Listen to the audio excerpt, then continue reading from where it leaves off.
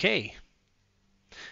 Welcome to Imperium Maledictum, an ancient evil. Here on Blades and Blasters, I'm Tetnok, and with me I have a Ghost as Jengus, Zypher as Newt, and Waterpack as Thane. And I'm going to read an intro. If I can find it.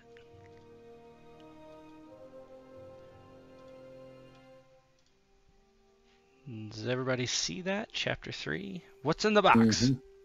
Yes. Alright. Your stolen lighter breaks the planet's atmosphere and streaks into the void. The Auspec's nav screen flutters and the Vox channel crackle. The great flashes of broadside, lances, and other weapons blind you to much of the details. The Auspec appears inoperable, at least to you. Queries to the servitor are always answered as cogitating. It repeats over and over again, but never can give you any answers. Perhaps it is malfunctioning. Evading debris, 2.15 degrees starboard. You veer out of the path of a destroyed ship, or part of it. A human body ricochets off the viewport of your ship. It lacks any void suit.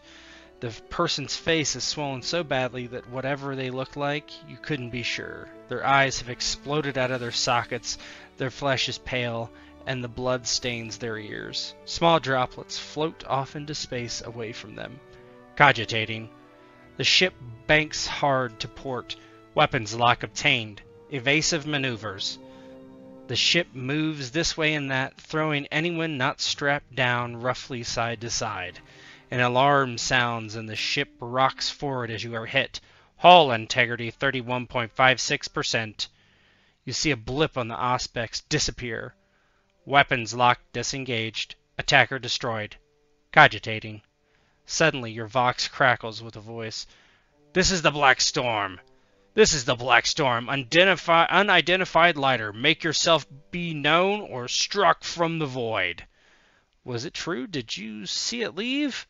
The Auspex is still scrambled, and you look upon the screen. It now shows 2 Imperial-class cruisers, then 1, then none, then 2 again. Clearly, the instrument is at fault. And you can go ahead and let me get you over there, and then you can kind of do that thing we do.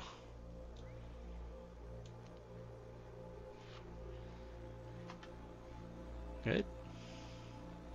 Good.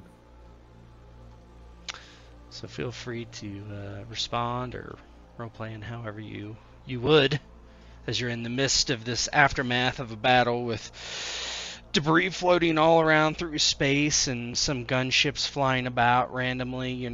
There's small skirmishes in space still, but there's from the Auspex you not sure exactly everything that's going on, other than what you can actually see with your eyes, which isn't much, as your ship is kind of flying around.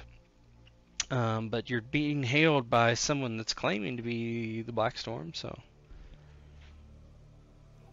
is there any evidence that were they firing on each other when we made it into space? Yeah, they were exchanging broadsides, and then one of them went to warp.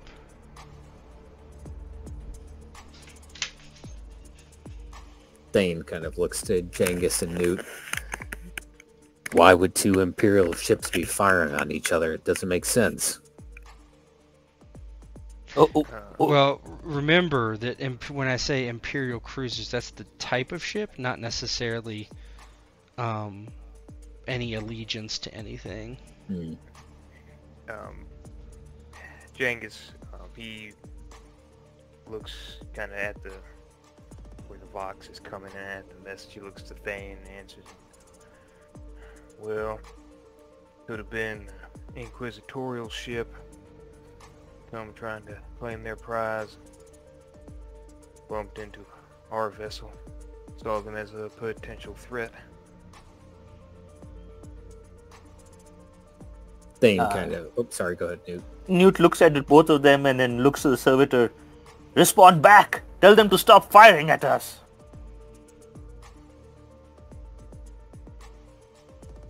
I guess if they're going to do that, they need to let us know who we are. Remember, we're not in the same ship that we went down to the surface on. Well, Yeah. the Black Storm is our ship, isn't it? Let's just say it's us. But they need to stop firing at us. No. Yeah, Thane, you have any kind of codes or some kind of communications you can give them to let them know it's us? I mean, other than just speaking, I doubt they're gonna take our word on faith if we ain't in the lighter we're supposed to be in. Yeah, I can give it a try. He goes over to the Vox and kind of calls. This is Agent Thane Arnok of House Van Skald Blackstorm. Code as follows. And then he just kind of rattles off a series of numbers and letters. Cease hostilities. The response is there's a pause, and then the same voice calls back, "Sending out gunships for your escort to the Black Storm. Come about to coordinates 57, part 134." And the servitor would probably follow your commands if you gave him that information. And then you don't see it, but there's you would assume that they've launched gunships. Thane kind of relays the instructions to the servitor to follow the flight path and goes over the Vox. Acknowledge, this is Agent Thane out. Kind of puts the Vox down, looks to the two. He had never really considered that it could be the Inquisition or the Imperial ships, regardless of their allegiance, would be shooting at each other. Maybe not yet realizing the value of whatever they had retrieved from the surface. Kind of looks to the other two and goes, well, I guess we wait. Yeah, Jangus, he's holding his stomach still, the wounds from fresh. I think earlier in that day, I don't think any more time has really passed. He looks at Newt, who's real rough for wearing it. You gonna be all right, big fella? I know you tend to tough things out, but I swear I can see inside your chest cavity.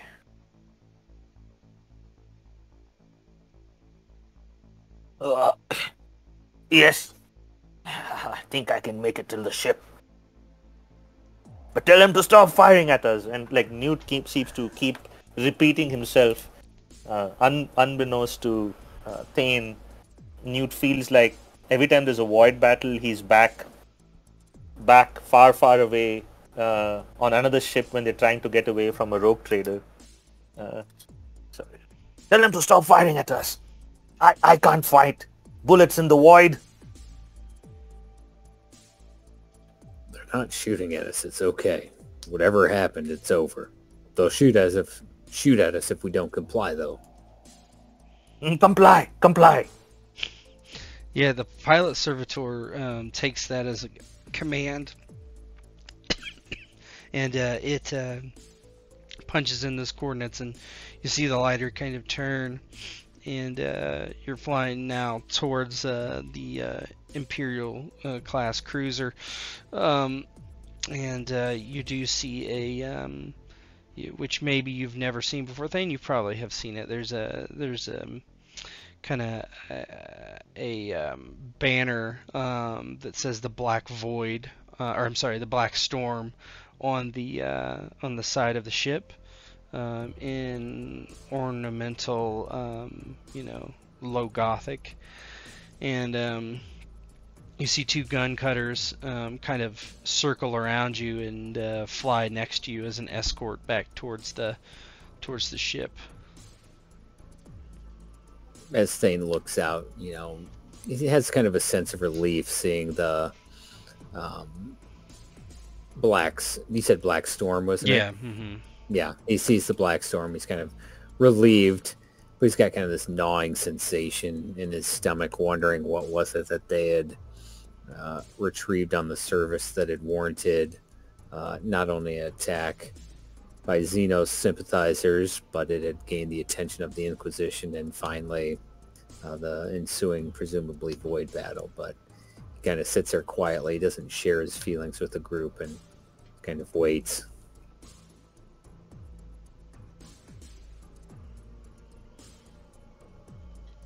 Yeah, it takes a few minutes, and you're flown back into the ship, and you land in one of the very many docking bays, and you hear the clank as the pilot servitor sits it down, and then it says has trouble kind of getting out the words, and says landing complete.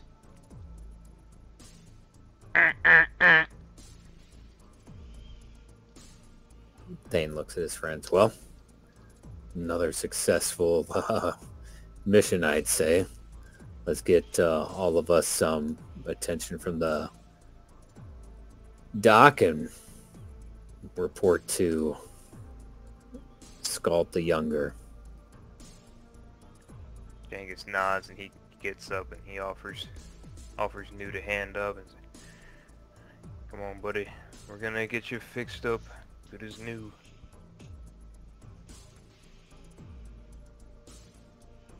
Yes. And Newt kind of stands up very painfully and he takes Jangus's help and uses his sword a little to kind of steady himself as he walks out. So, who has the whatchamacallit, the box? I do. I have both boxes and then both data slates. What other box are you referring to? There's just the one. I thought I said I had the box and both data slates. Oh, okay. Yeah, I think you said both boxes. That's fine. Both data slates, and you have the box, right? Okay. Mm-hmm. Yeah, you come out into the hold, and there are armsmen there, and there is also another fellow. Grab him. Ishmael, the arch-militant, and he's standing there in his power armor looking at you. He has his forehead is caked in blood, and he's holding in his hand a Melta pistol. Actually, it might not be a Melta pistol, but an Inferno pistol, sorry. And he looks at you and he's like, "To the throne room, now!" Newt looks at Ishmael and then looks down at his gaping chest wound and looks up at Ishmael, looks to Jangus and kind of shrugs his shoulder, and starts following him with great difficulty. Thane kind of nods his head, but he kind of looks and goes, "Arch-militant, what happened? Who attacked us?"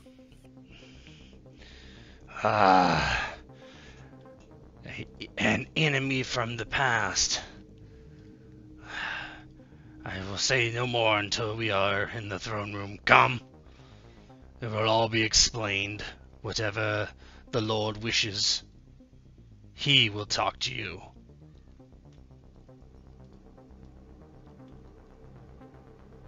Yes, Arch-militant.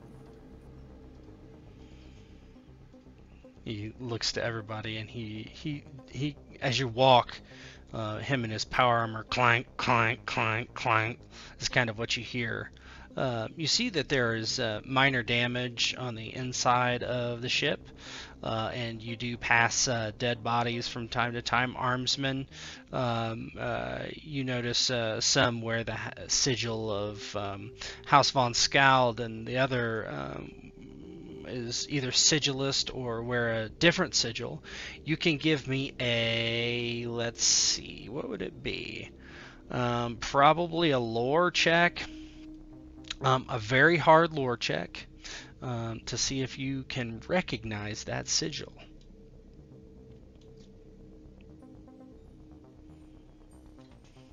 I literally can't pass it. Well, you could I'm you could sure pass I it. can try. You could pass it with a 1. I mean, Oh, fuck it, why not, eh?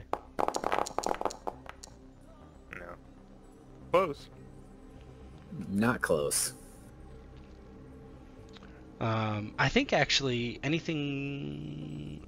What is it? I think it's anything under 5 is a success, no matter what. I have to look that up, but Newt's not even gonna try, since I guess that wouldn't make any sense for him to know anyhow. But, Yeah. yeah. No way So he- you don't know. Ishmael steps over one of the dead bodies and keeps going. You see scorch marks and you see bullet shells on the ground. There's been fighting clearly inside this ship. And you march across the ship, and it takes 10 minutes to walk from here to wherever the throne room is. Is there anything you would like to ask him before?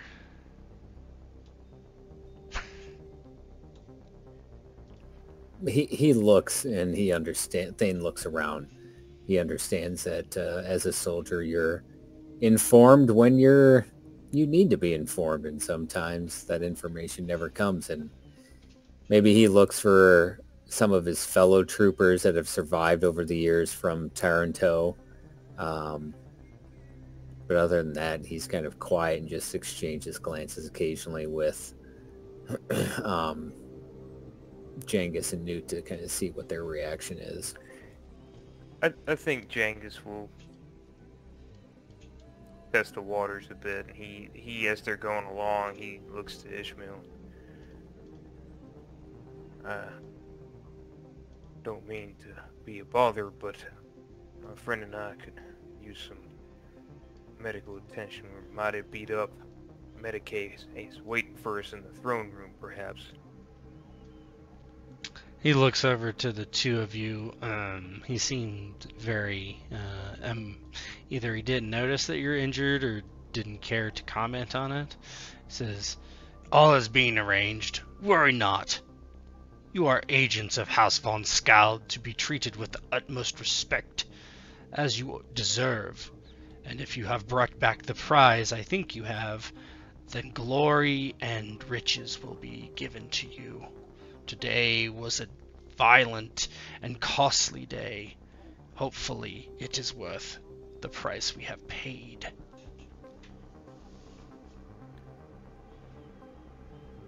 How many perished in the assault? Numbers are still cogitating. Thousands. Yeah, that puts Genghis to silence. That's a lot of people dead. Yeah, I mean that's. There's nothing else he says after that. He just goes quiet. He looks at the box one more time that Thane's carrying. Is it in your pack technically? I'm just curious. It's technically, yeah, it is technically in my assault Okay, pack. So yeah. Thane has his, his Astra Militarum frag armor, and then basically he's carrying his Hell gun and a sidearm, and then he has his assault pack on. And that's where the box is. Yeah, as you walk down a corridor, and you actually hear auto gunfire from somewhere, and you just, Ishmael doesn't stop. He just keeps going.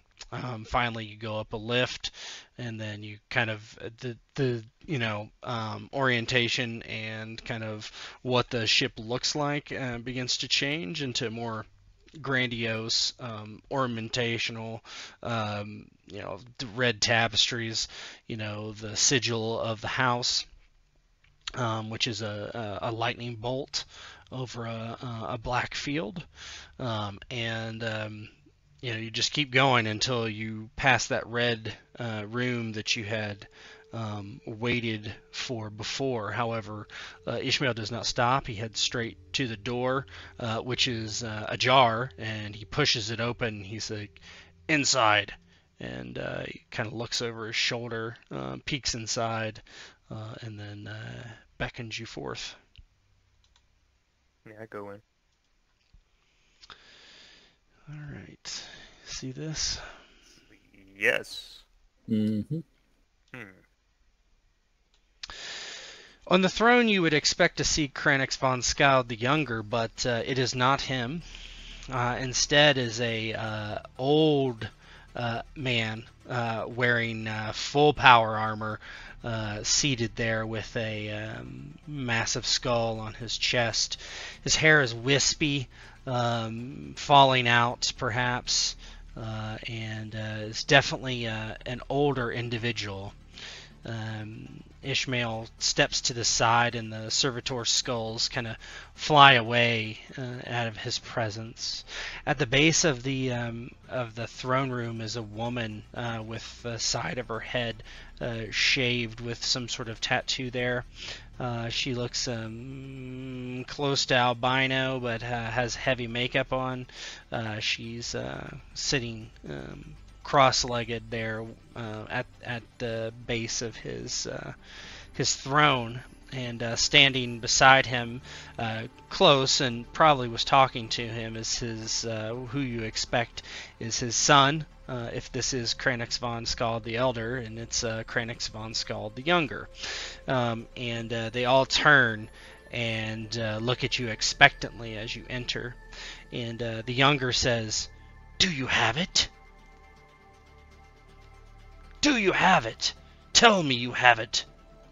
Thane steps forward and takes a knee. Is, "Lord, the mission was successful. We were attacked, but we retrieved what you sought." And he kind of unslings his assault bag and takes it out. Kranix approaches you and will reach out for it, attempting to take it from you. Yeah, he'll hand it to him. He's like, "My lord, they said there was a cipher that you would have." Yeah, he walks over to his father and bows his head, and he says, "For the glory of von Skald." And he passes it over. The old man takes it and sits it on his lap, and he says, "Leave, everyone, except you three." And his son begins to protest, as does Ishmael, and he says, "Go!" And the woman kind of gets up to her knees and stands up, and she's wearing what you would call I don't know, kind of breeches and a low cut shirt. She's very skinny. Looks kind of strange. She has rings on every finger, and her hair is pulled back into a very long ponytail, but it's shaved all the way around, from nape to kind of the back of her skull, but the hair pulled back from her forehead is extremely long, the bangs all the way into a ponytail. Ishmael nods and says, "I will be outside, my lord." And Kranix the Younger, his son, looks like he's going to complain again, but does not. And the three of them exit, and someone closes the door behind them and leaves you in here with someone not beheld. Thane, you've definitely never seen the rogue trader in person, and here he is. He looks down at the box and says, "Tell me everything of what has transpired since you left here." Thane remains on one knee, his head bowed. This is a big deal, meeting a rogue trader, someone who's given a writ of trade by the emperor, or his house by the emperor himself at some point, most likely. And he just begins to tell the tale. He talks about how they went down with Bettany and the lighter, how they met with the individual, and then immediately the temple came under attack, and how they had fled the other way as the preacher went to confront these presumably Xenos sympathizers, and how they went down into the tunnels and slowly made their way out and found help with the local constable, sheriff, whatever, and found a secondary lighter and escaped off-world. Jang is would also bring up the inquisitorial presence, if Thane didn't mention it. He did not. So if he mentions it, yeah. Yeah, the suspected based on the data slates, and he would look to Thane, and Thane has the data slates. And believe there was an inquisitorial mission attempting to recover the box, suspecting it was Xenos tech, evidently. Thane, keeping his head down, he retrieves the data slates and hands those as well. Yeah. He kind of sets those aside, and he says, Xenos, you say? Let's find out. He produces a key. He reaches underneath the gorget of his power armor and pulls a chain free with a key attached. The key is, kind of what you would expect as a skeleton key, only looking a bit more, sci-fi, I guess you could say. It has multiple grooves in it. And if you look really closely, this looks like there's actually etching in the side of the key, which is flat, and some sort of not runes necessarily, but some sort of cipher or some sort of writing, not in a language that you understand. He inserts it into a small hole on the box and turns, and you hear an audible click. And he smiles and says, any guesses to what this is?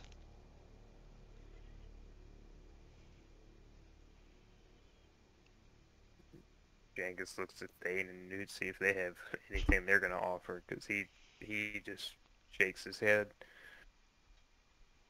Newt shakes his head as well. Thane, he has a few guesses and he just kind of keeps it vague. He goes, is it immortality, my lord? Can you give me a that is an interesting comment. What is is it rapport, I think? Probably. Yeah. Go ahead and give me a rapport check. Just the role play. Yeah, just roll it normal.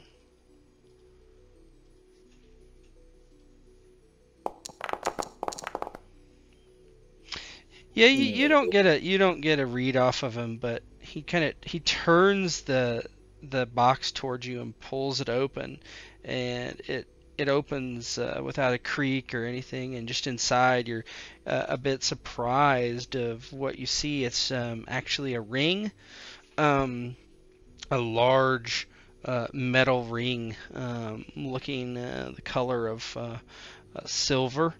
On the front of it is a circle, not particularly ornate, but just it's like a perfect circle on the top, and then there's a groove that follows along the edge, and another circle.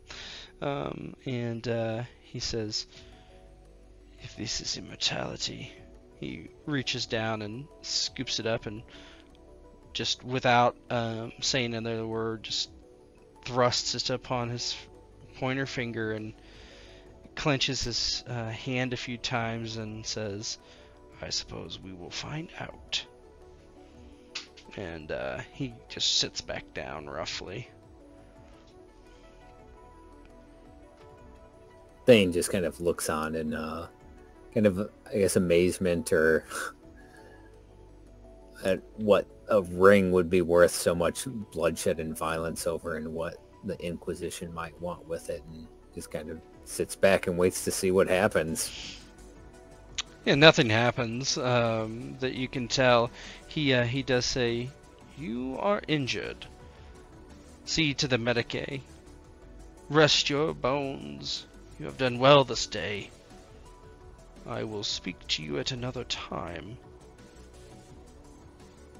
Rest. My armsmen and arch militant will defeat the rest that are on board. We almost have them.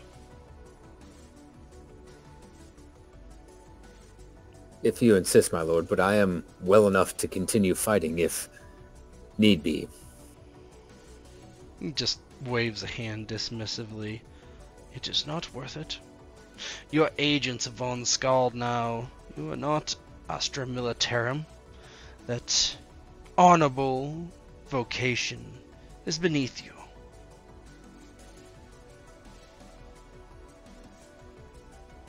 Genghis, he'll bow. As you command, my lord. He bows and he will take Newton. Would I know where the Medicae is? Yeah, well, someone yeah, one of the servitor skulls kind of flies over towards you, and it looks like it's going to guide you to somewhere. You also suspect that there are people outside waiting. Yeah, no, Genghis will nod to Newt. Time to get patched up. Yes, yes. As they're walking out, is Thane with them, or is... Yeah, I think so. Yeah, he'll go. He took 4 wounds as well, so he'll definitely go with you guys. As they're walking, Newt looks to Thane and, what do you mean by immortality? Only the God Emperor can be immortal. Isn't that heresy? I'm going to assume that Thane is aware of rejuvenant treatments and things like that. Oh yeah. Oh, I mean everybody. Well, maybe not Newt, but No, not Newt. yeah, For sure. anyone in the any civilized person would be aware of the long-aged folk, right? And the rejuvenant treatments and such as that. This guy, the rogue trader, is probably hundreds of year old. How many hundreds? It's hard to say. But someone of this wealth could probably conceivably live, almost half a millennia. But you don't know how old he is. Thane, you've always heard that he has been old for your entire service here. Obviously, that's not going to change in a few years, but. So Thane will look to Newt. He goes, Newt, this may surprise you, but I was from what would be considered a feral world, much like you. I came from a land, one giant continent, where 2 to 3 dozen kingdoms fought for supremacy in a never-ending cycle of violence. I never really looked up to the stars much, but one day the rogue trader came and someone from the Astra Militarum, they recruited regiments. We ended up in service of von Skald, and I learned of a much greater world beyond ours. The ecclesiarchy had always taught us of the divinity and immortality of the God Emperor, but I learned quickly that there was something called rejuvenant treatments where people like us could live for hundreds of years. And the rogue trader, the elder von Skald, has been alive longer than most. I don't know of anyone that's outlived him that serves within his fleet. And I asked myself, if someone is as old as him, what could they fear? If he already has conquered the Xenos, the heretic, what is the one thing he can't conquer? And I don't know, it just came to me, and that was time. So I supposed if there was something he wanted to survive, it would be that. That is how I came to that decision. Genghis will add on to that. I imagine Genghis would know about for sure. And he adds on to that with Thane. There's some people who've been out there, Newt, that have lived for longer than you, myself, and Thane put together several times over. There's some pretty crazy technology, but it just delays the inevitable. One day it all catches up, and it's if your mind survives. So Thane makes a good point. No matter how long you delay, the end comes for everybody. unless that's what that ring does.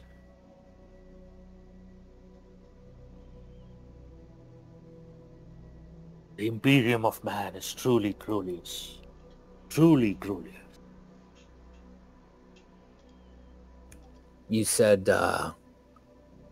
didn't you, that you had a chance to be in the starters, an aspirant for them, aspirant? Yes. I was told, though, I never would believe it, that they would live even longer than the rogue trader. Ha! I didn't know it at that time. Well, I didn't know much at that time. Neither do I now. Very little I do know. But I do not wish to leave my comrades. They asked me so. If it is in my fate, I will find them again. If the Emperor deems me worthy enough.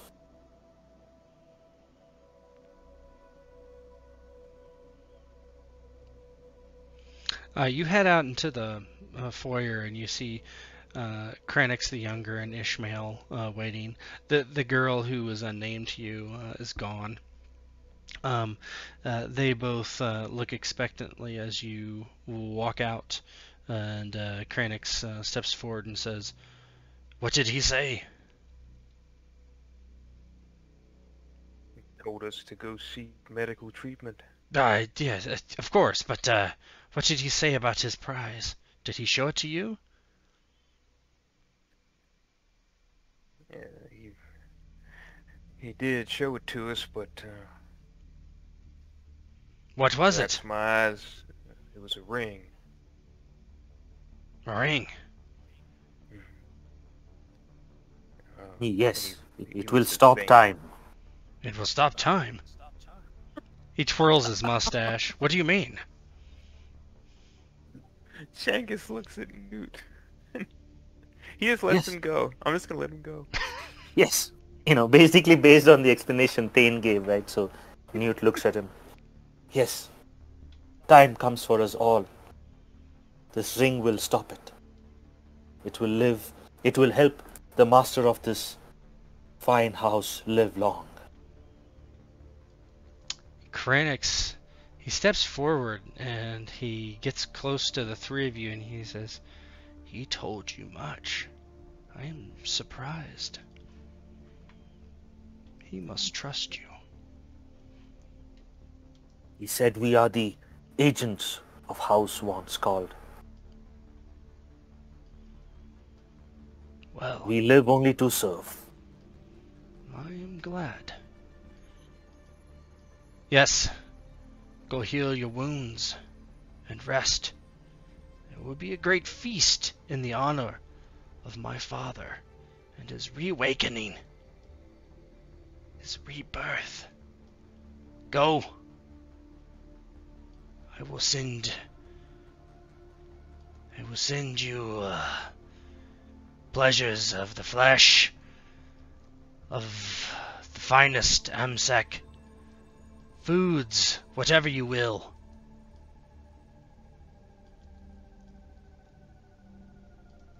We are most honored by your gifts, Lord Kranix.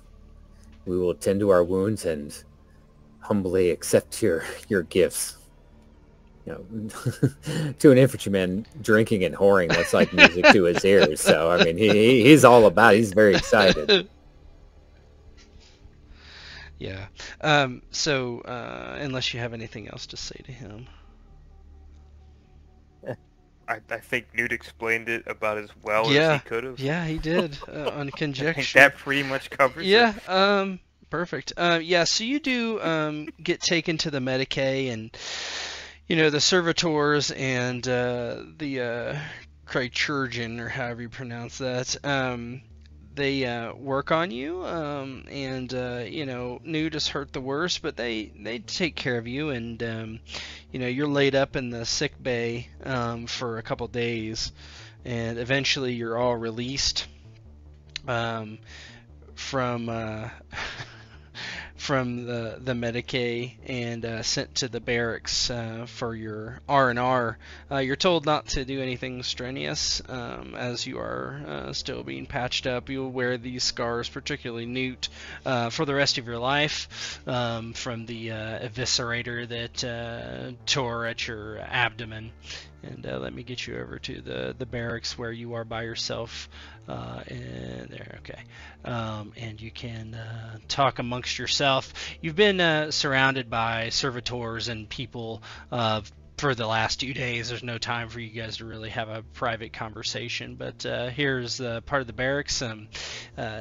Thane, this is not any of the barracks that you're used to. It's kind of like the one up, as Oh, yeah. importance of barracks. It's still barracks, The but bougie barracks. yeah, these are like the mid-level bougie barracks, not like we're expecting these guys to die anytime barracks. So they're pretty nice, Yeah, Thane, he's basically like, oh man, let me tell you about the barracks that I was stuck in the lower levels. It was for his line infantrymen, all the goons that were in charge of clearing out those space hulks and abandoned ships. Our showers were communal showers, and we didn't even have shower heads on them. They just had pipes sticking out of the wall and weird fungus growing on the walls half the time, no matter how you just scoured them. But these are nice. These are almost nice as the whores that we were provided, or I was provided. I don't know if you got any, but I sure did. Man. It wouldn't have happened what? in the Medicaid, probably. Yes, it would. Okay, fine. That's fine, my understanding of that's medicine. I'm healed. Yeah, she was in a nurse's outfit. That's all I know. But no, it was a servitor. Don't. Lovely. Don't overthink it. No, he's just kind of talking about how great they have it now, because like to him, his life was basically barracks, duty, rinse, repeat, and this is kind of like almost a high life to him. So he's been pretty excited. Genghis will at some point he'll talk a bit about being on the Inquisition ship. It wasn't the most glamorous of positions to live in. They don't care much for their inquisitorial acolytes. This more or less shoving us into closets where they could find it. But I do recall there was a shared living space with myself and other, he kind of hesitates, other mutants that we picked up from, I believe it was Newt's planet. Some folks that were a little worse off. They all shoved us together from Sacris. It sometimes didn't feel too safe, and I think the Inquisition liked it that way. I must admit this is a step up by comparison. Thane's kind of interested. He's like, what was it like serving the Inquisition? It's a complicated question. I'll tell you, there were some good things. I mean, he looks over, gestures to Newt. I met, one of the only people I can really consider a friend, but at the same time, I watched a lot of good people die. Not just comrades, but just good Imperial citizens, and sometimes I even felt like I had to kill a few people that maybe were just on the wrong end of things. And then on the downside of it, you never really feel secure, and I feel a little bit better here so far. I'm a little bit wary, but in the Inquisition, we were there for at least a few months, and never really did feel like we were in any kind of good position. Threat of death always over your head, and I don't just mean by what you were put into, but I mean by where you were. I mean, we even had some people die on the ship when we were at port. So, I don't know. I don't miss it, and I'm pretty sure they don't miss me. How did you leave? I'm kind of confused. I'm in service to House Skald until Only in death does my duty end. How did they allow you to leave, or why? Jangus hesitates for a little bit because Thanes, I mean, they just met each other, but they have fought together, bled together, so he thinks on it. Like, something happened, well, maybe I'll let Newt speak for himself first, because I think he got sent off along with me just by happenstance. But Newt, how did it happen to be that they sold you along with me? They said our services were no longer needed. Once called, house once called, has paid for our services. But it is the Inquisition. They never say much. That is always why it is scary to work for them. When one is to find heresy and burn it, how does one know if one doesn't become a heretic in the process? There was always suspicion. Even within the team there was suspicion. The Inquisition does not care about honor, cares all about protecting the Imperium at all costs. Their rules are only meant unto themselves. What little I know, I am glad to be rid of them.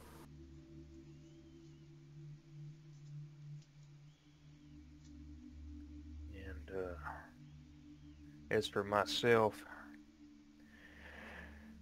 I found myself in something of a leadership position in one of my last deployments with them. It's a mission on I believe it was a desert world. There was a suspected Xenos presence there, maybe even heretical. Both of them together. Intelligence was poor. I led my team in, and we achieved what we needed to, but I had to converse with Drukari. And then I don't know, I had a blank. I can't really make sense of things that happened after that. I just remember talking with her, and then next thing I knew, I was back on board the Inquisitorial vessel. I was under lock and key, interrogated uncomfortably for a few weeks, and then everything was not quite the same after that. Thane is almost like, mouth agape. He's like, you talk to a Xenos? What? That's amazing. What? I'm confused and curious at the same time. What would it, you don't have to answer if you don't want. I understand. It sounds like they put you through the ringer pretty bad. Yeah, it was, well, there was a lot of maneuvering that you had to do to begin with the Inquisition, but, there was some subtlety at times. There was no subtlety in what they did. I was questioned every day, all throughout the day, different methods that they did. I could never give them an answer because I didn't have it. I don't know. I felt like I did what I had to do for the sake of the Imperium, for my mission, but most importantly for my people, because if I hadn't engaged with her, I think she would have killed my whole team and probably me too.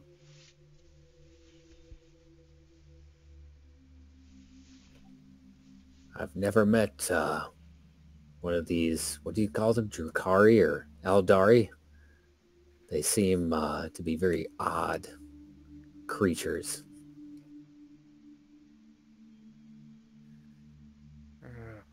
From what I remember talking with her, they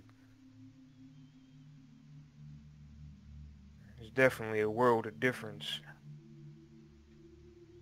But this might not be a place to say there was a little bit more in common than I would have thought. Raises a lot of questions.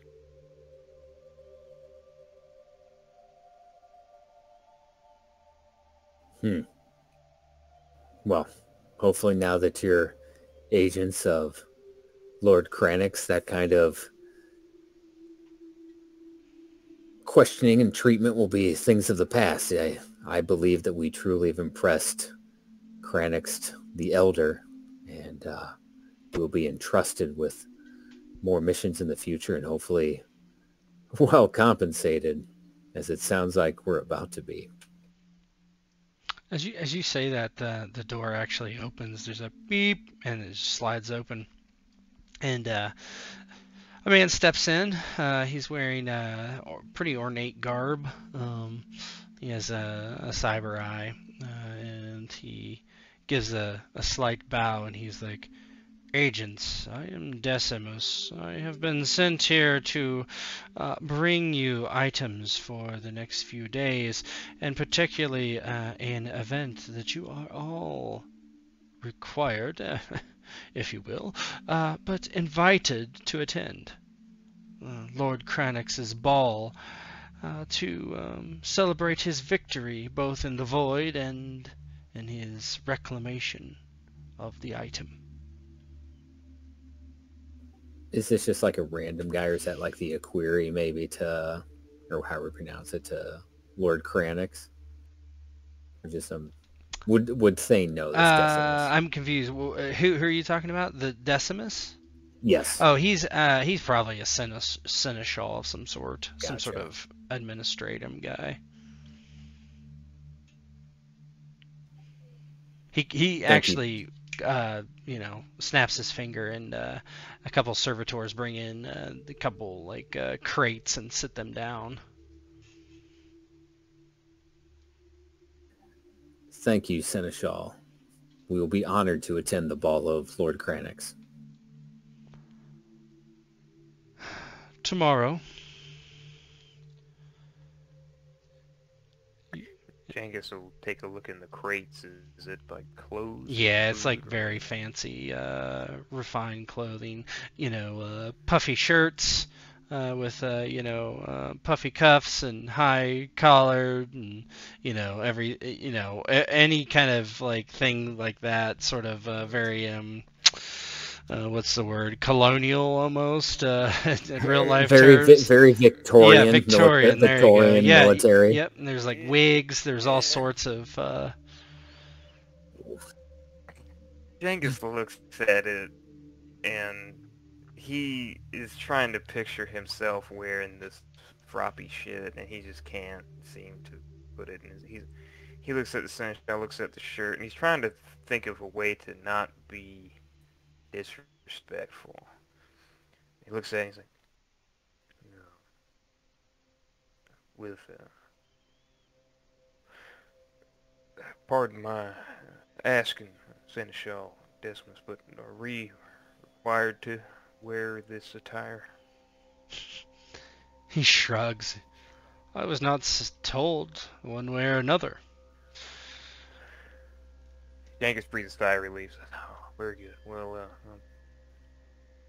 appreciate you bringing it by.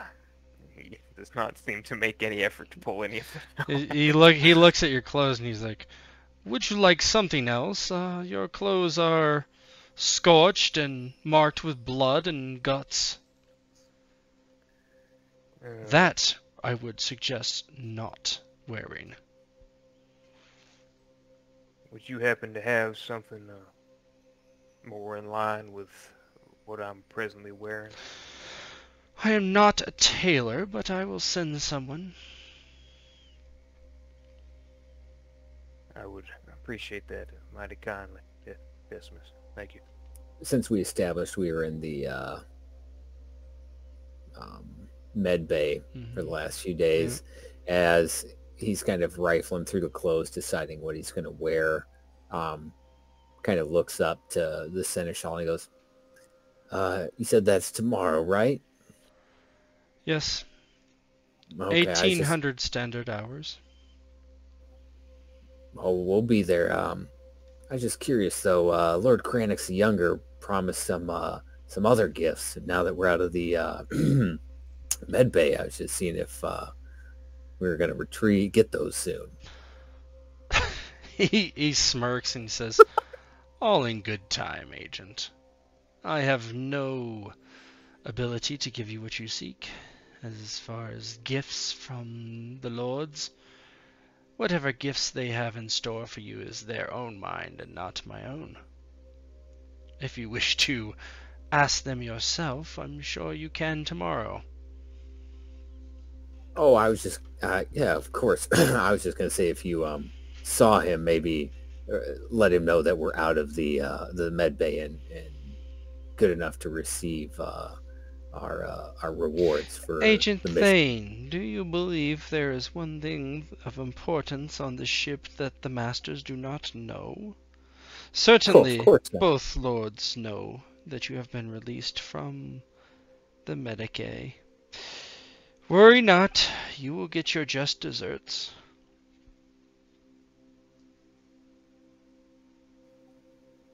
Well, thank you. I'm honored to know that they know we're out of the Medicaid. I thought we'd be beneath their view, but it is good to know that... If you were beneath yes. their view, you would not be attending this ball. He looks over to Newt and... I believe there is clothes in there that would fit your large frame. I thank this consideration. I do find these clothes rather effeminate, but I shall make do. Oh no! He just looks Newt up and down, and No. he gives a shrug. You know, he's. They're here for you to wear if you would like.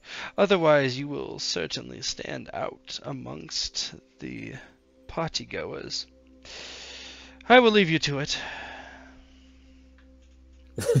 As Decimus leaves, he kind of like goes through the clothes and maybe pulls out the poofiest like feathery hat and like puts it on Newt's head. He goes, "Perfect. Why, I do believe I'm looking at the next rogue trader." Newt kind of turns around and looks in the mirror, and then he kind of takes a couple of steps back when he says, "I'm looking at the next rogue trader." Unbeknownst to Thane, the hat looks very similar to a rogue trader long ago that Newt had beheaded. And then kind of takes the hat. This is an ill omen. And he kind of goes back into the box and starts like throwing out all the clothes, trying to find something that doesn't look ridiculous. This is inefficient.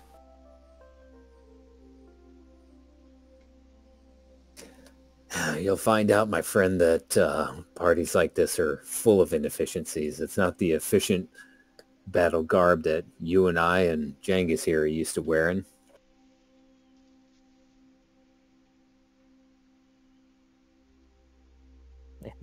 Newt takes one of those poofy dresses. He kind of, wears it, and he kind of brings it up across his shoulders and chest. And as he does, he ends up flexing his biceps, and it just rips those, inefficient again.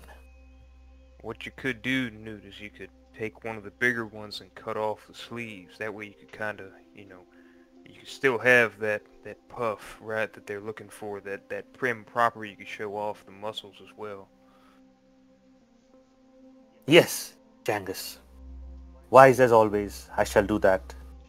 And then whatever this fella brings me for my frontier stuff that I'm trying to get from, you can borrow my other hat and it could go with the outfit.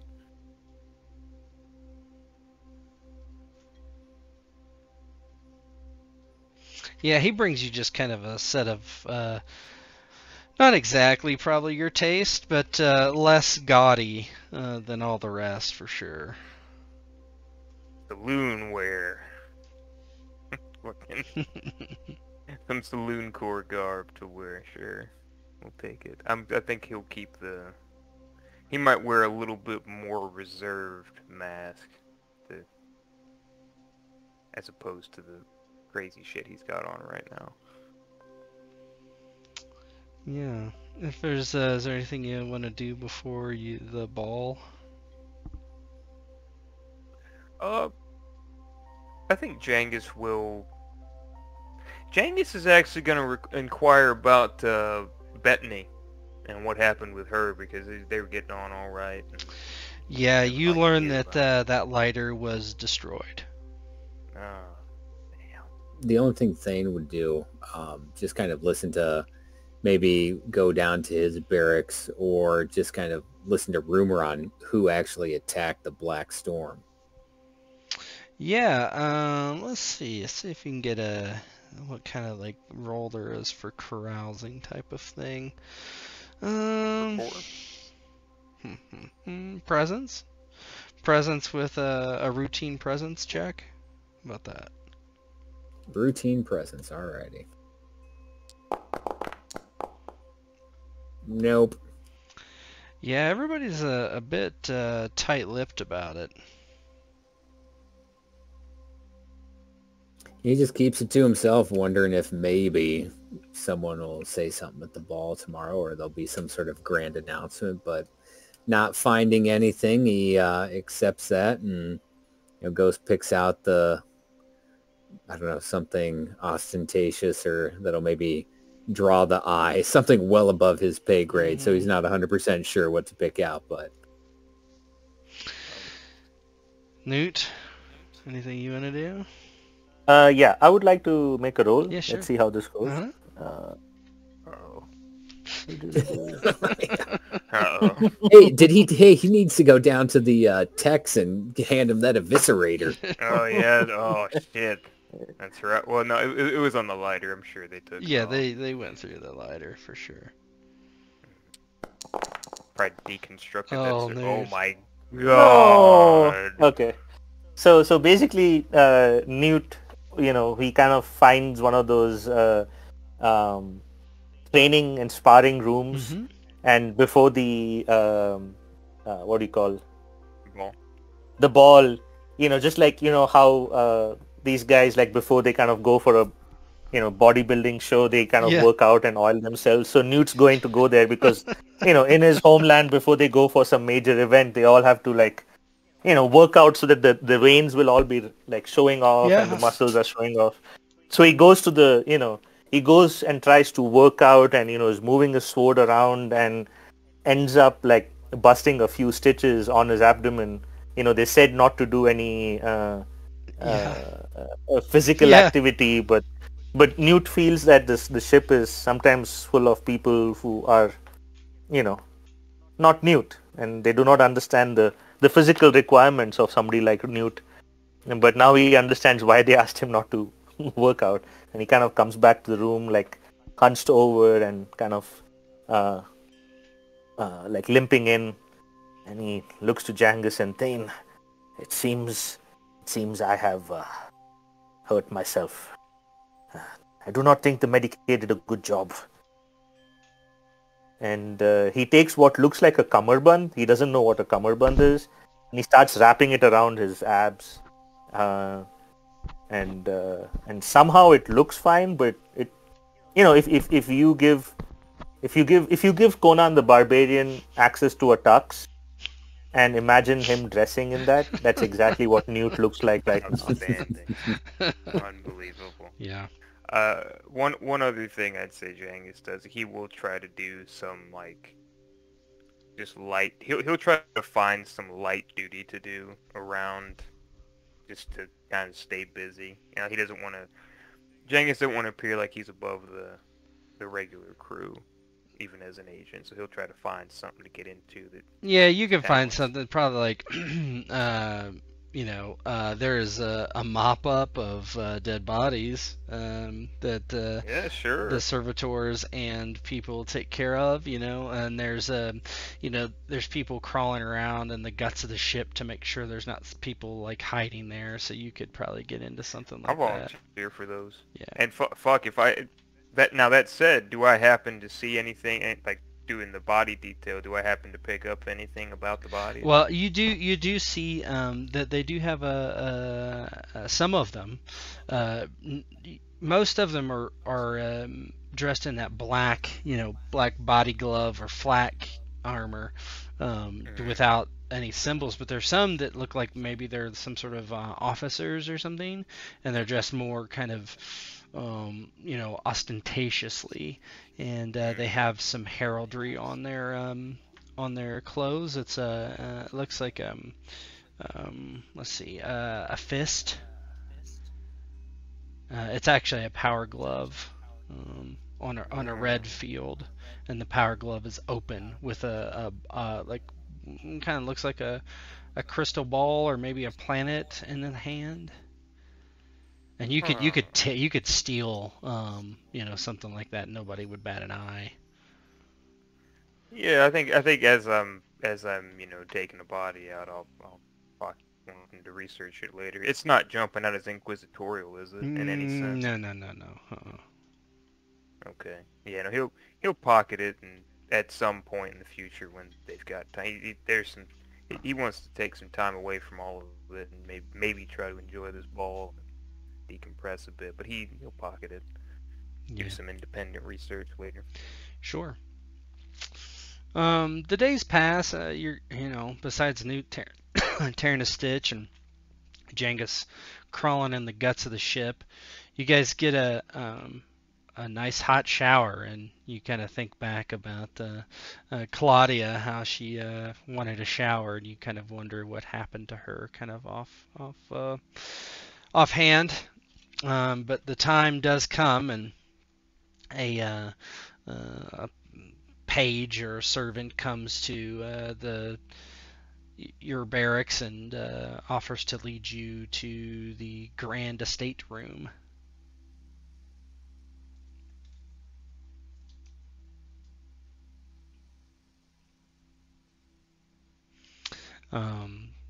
And they take you down there, and you are led in.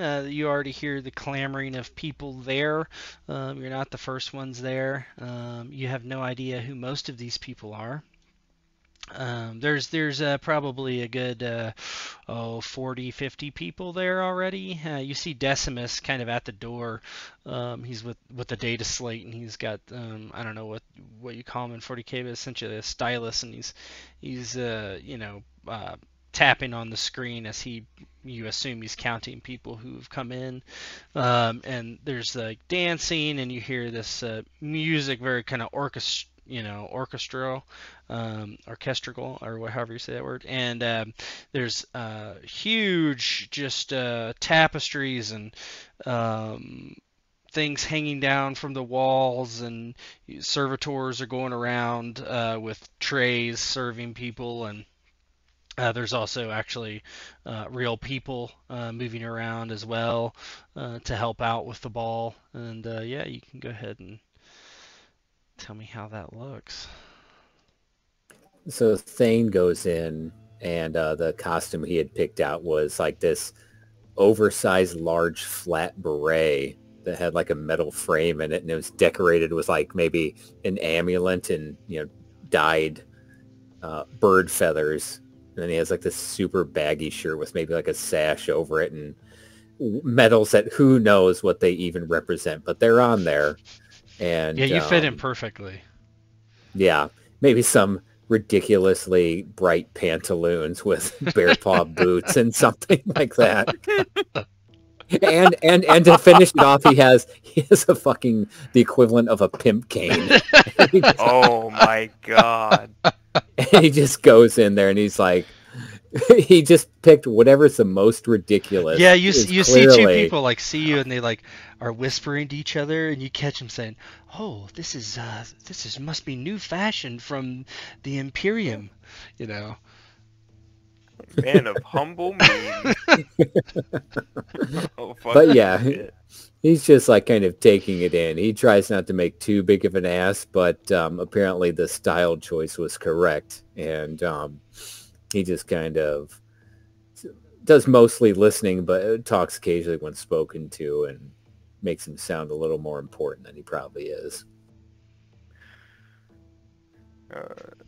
Genghis will come in, and I imagine it's similar, similar but removed in terms of the garb that gets brought to him. So it's probably close in style, but it's a little brighter colors than Genghis would like. We'll say they're more of like they're closer to like a brighter red and things like that. And he's able to procure a mask that's kind of a darker mask and without the creepy ass face that I've got going on in the token. And so he enters, and he's polite. He'll nod to people and tip his hat to some of the ladies that appear to be there without escort, without a man on their arm. And he'll probably spend a lot of his time just keeping to himself as opposed to mingling and interspersing with all these fancy folk. You get tied up with fancy folk, you end up with problems. What do you look like, Newt?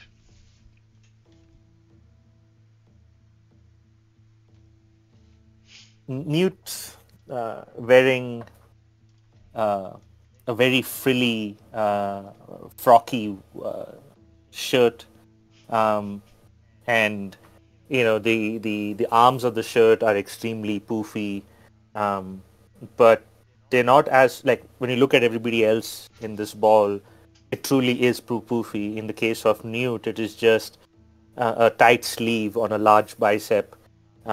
He's wearing these, MC Hammer looking like pantaloons, but at the same time, like it's not truly air. It is like muscle behind the pantaloon. So when people walk by and they brush against the fabric, they actually hit muscle, not just like air. He is wearing what looks like a leather vest of different colors.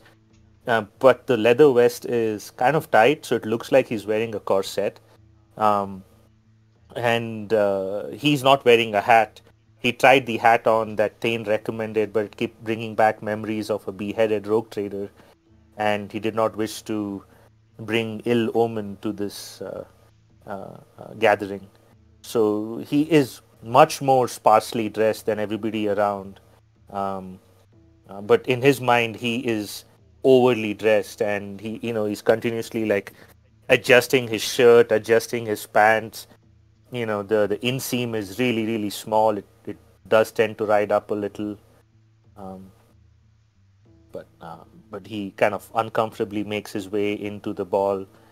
He finds a large sculpture of food and ice, and kind of makes his way behind and starts eating, but mainly hides himself from most of the people around.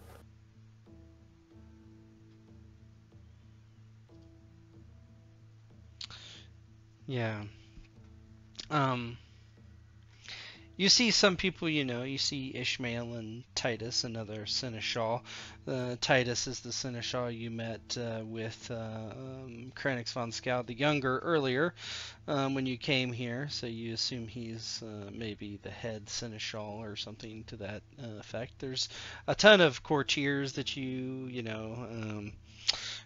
typical. They look like similar to these folks.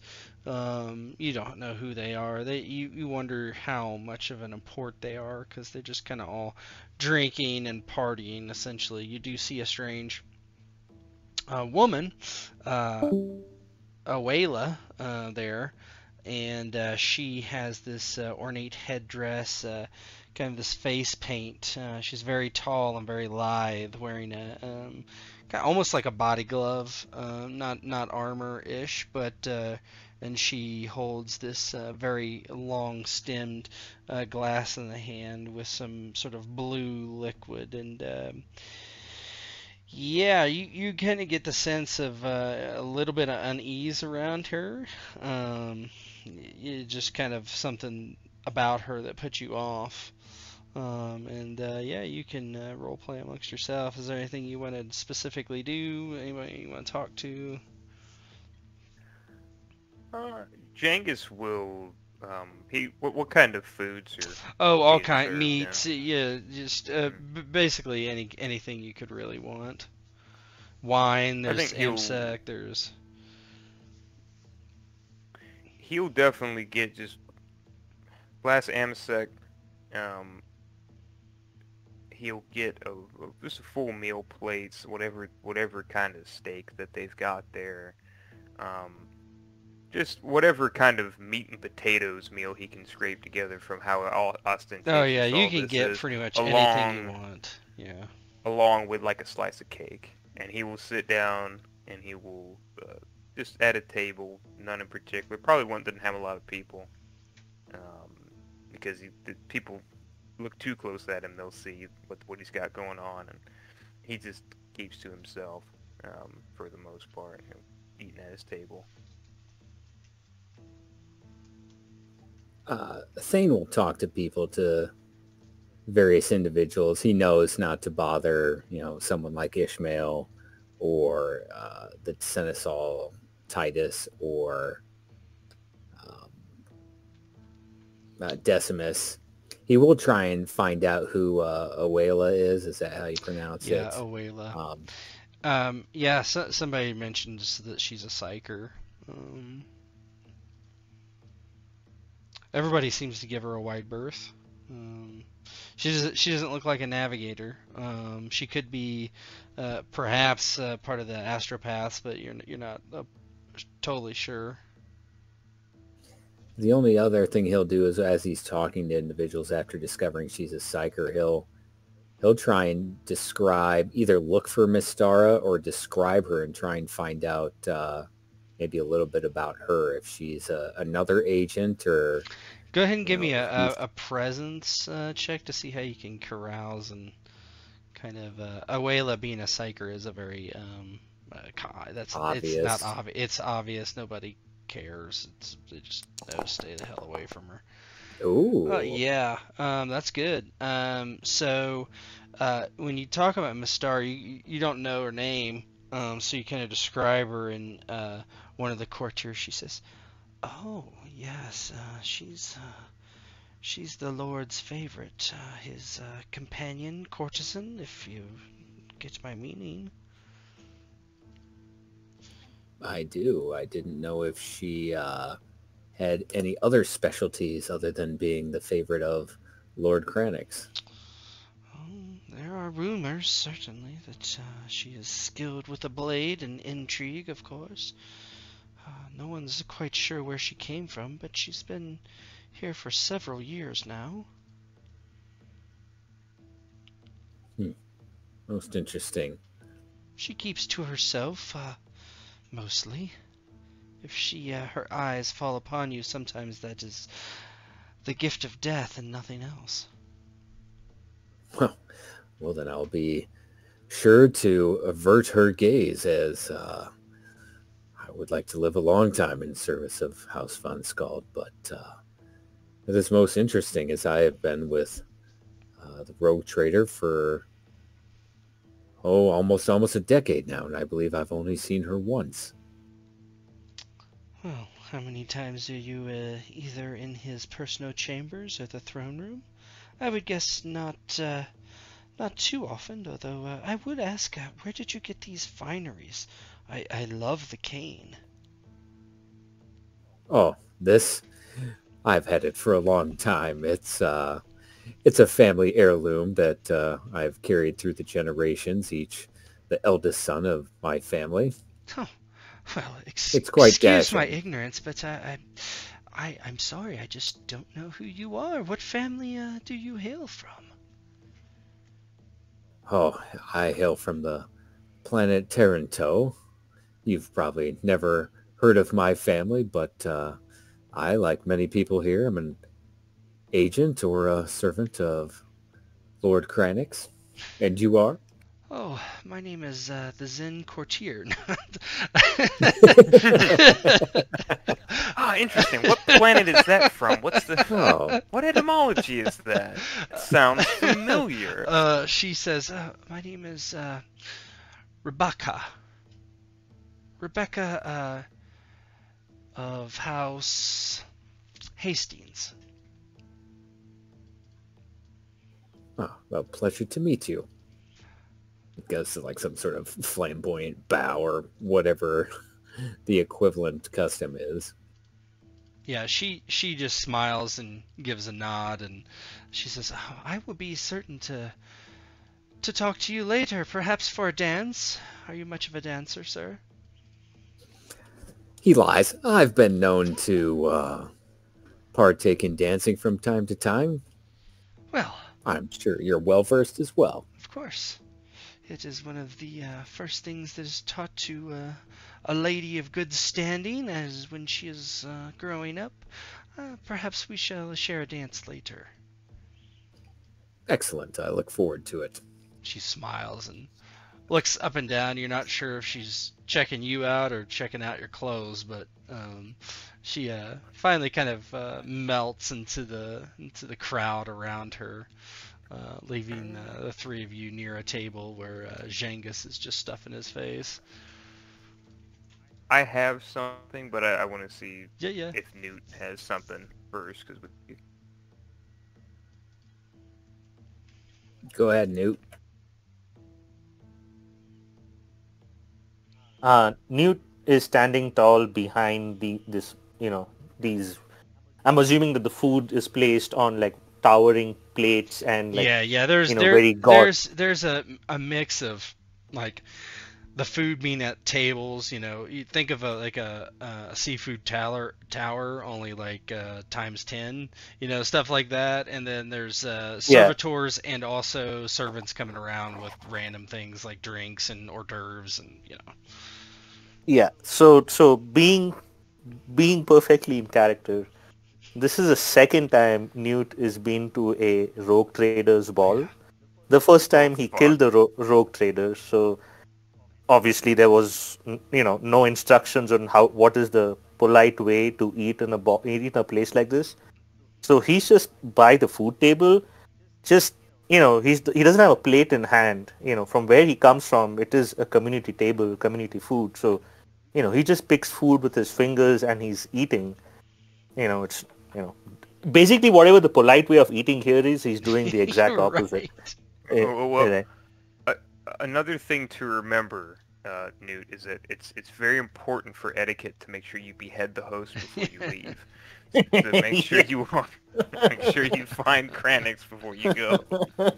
Yeah, one of the courtier near you is getting a small plate, and he uses like the silver tongs to get like these tiny like like one cherry tomato, that type. He looks over at you, and he's like. Just kind of gasps and just like walks off very quickly as he sees you just hand over and fist.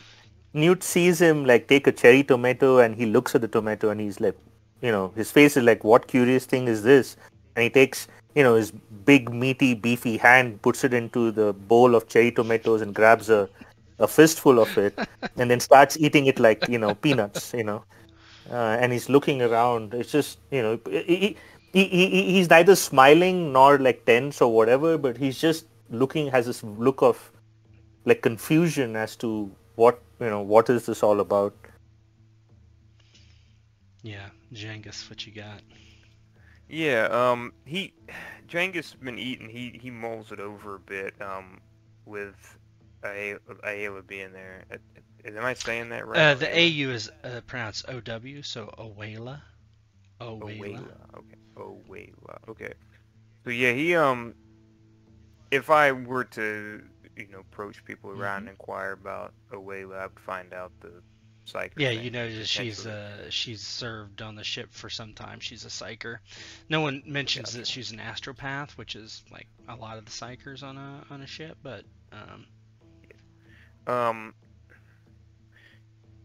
yeah, and she's been given a wide berth. There's not many people or anybody around. I mean, you kind of see some of the senior staff talk to her sometimes, like Ishmael, Titus, Decimus, but the courtiers don't seem to want to have anything to do with her. Gotcha. Yeah, if she's sitting alone at a table or something like that, Jengus would approach and pardon me, ma'am, might I enjoy the pleasure of your company for a moment? Yeah, so she's sitting kind of off to the side and sitting on a high-backed chair. Um, she has her legs draped over one over the other, her feet sitting on the top of a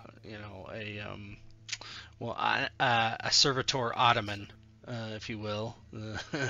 Is just kind of kneeled over in front of her, and she looks up, and she has like these long boot heels kind of dug into its side, and you see like blood just like kind of slowly dripping off from the flesh of the servitor, and she says, He says, yes, of course. I was wondering if you would come over. You do have the look of someone of interest instead of these foppish types. well, my style of dress, I suppose, would be different, but this is pretty standard where I come from. My name is Jangus, one of the new agents. Might I sit with you for a moment? Of course. And she kind of extends her hand towards a chair nearby, and there's a servitor ottoman there as well. And she kind of flicks her wrist towards that chair. She says, I'm a whaler. It is good to make your acquaintance, Jangus. Is she offering a hand to me? No, she just kind of waved Oh, towards she the put- chair. Gotcha. He will take his hat off and he'll bow, and he has a seat, and he looks to the ottoman. I'm able to sit without using. Yeah, if you want to. Yeah, I will just kind of look at the ottoman, and I'll sit my legs to where I'm. Yeah, Not. it Something- notices that something it uncanny kind of about that, yeah. shuffles out of the way. I look at it, walk away, and my eyes kind of narrow for a second, looking at this. It's just weird, it's uncanny to me. But he doesn't say anything, and he I asked around, and first I couldn't help but notice you're sitting off, kind of on your lonesome here. I take it, based on what you said, that's a conscious choice. Oh, well, it depends. People feel uncomfortable around someone with the powers that I possess, and so, yes, I did remove myself from their dancing and drinking and their general merriment. The life of one such as I is not of that. It is of the different planes of thought, if you will. I do not find pleasure in this gallantry. I am here because it is respectful for my master.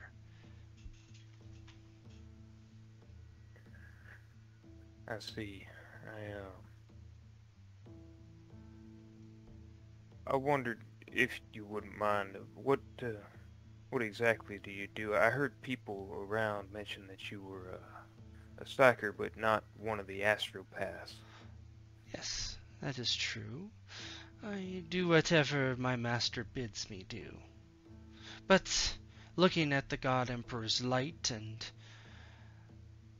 speaking to others is not in my purview. I see.